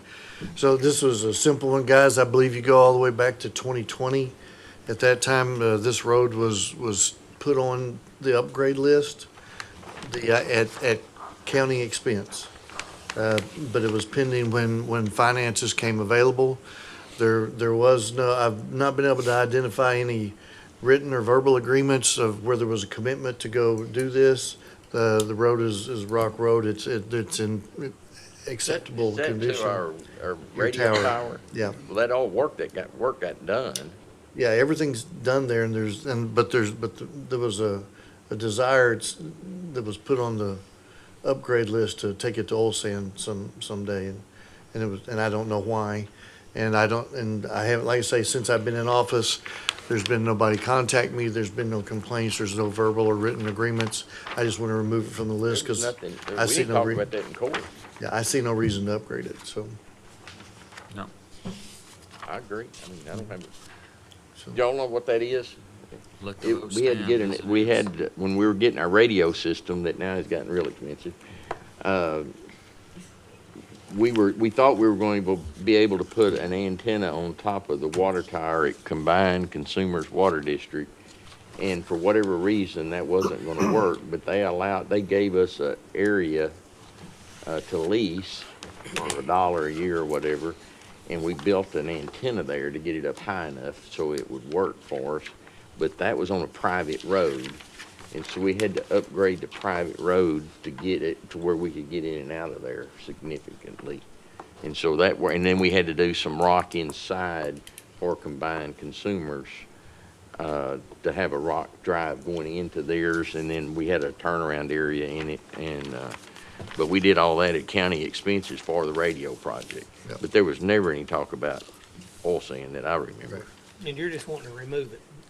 Yeah. Yeah, we have our upgrade list, and it's silly for it to continue to be on there aging, because I don't have a reason to upgrade it. So if nobody's against it, we're good. Yep. All right. Nobody is against the approval of action item 20, or 32. All right. Now then, so we're ready to do we have to do a public hearing on this just for an amendment? We don't? All right, entertain a motion to approve the amended plat of Milliken Addition in Precinct 1. Make a motion to approve. Second. Got a motion second. All in favor say aye. Aye. All opposed? Motion carries. Thank you. Whew. Did Daniel run off? Yeah, he quit. It appears. Did he leave his computer here? Okay. All right. I don't know if we need an executive session.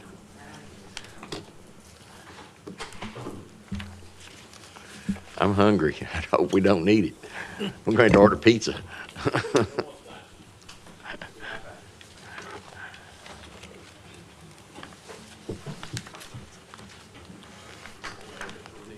Do what? Oh, yeah, I knew that. Yeah, I can remember. I don't know that we can. It's not, well, it's up to Daniel. Executive session. All right. We're going to move into executive session under item 2. It's 1:19. We're now in executive session.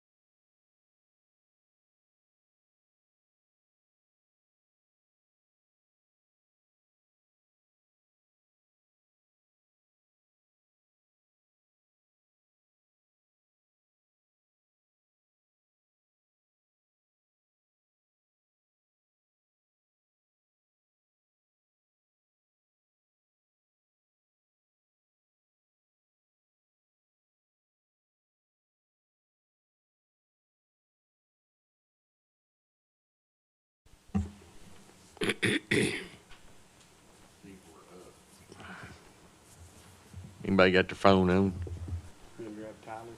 I don't, yeah, somebody, Brian, go see.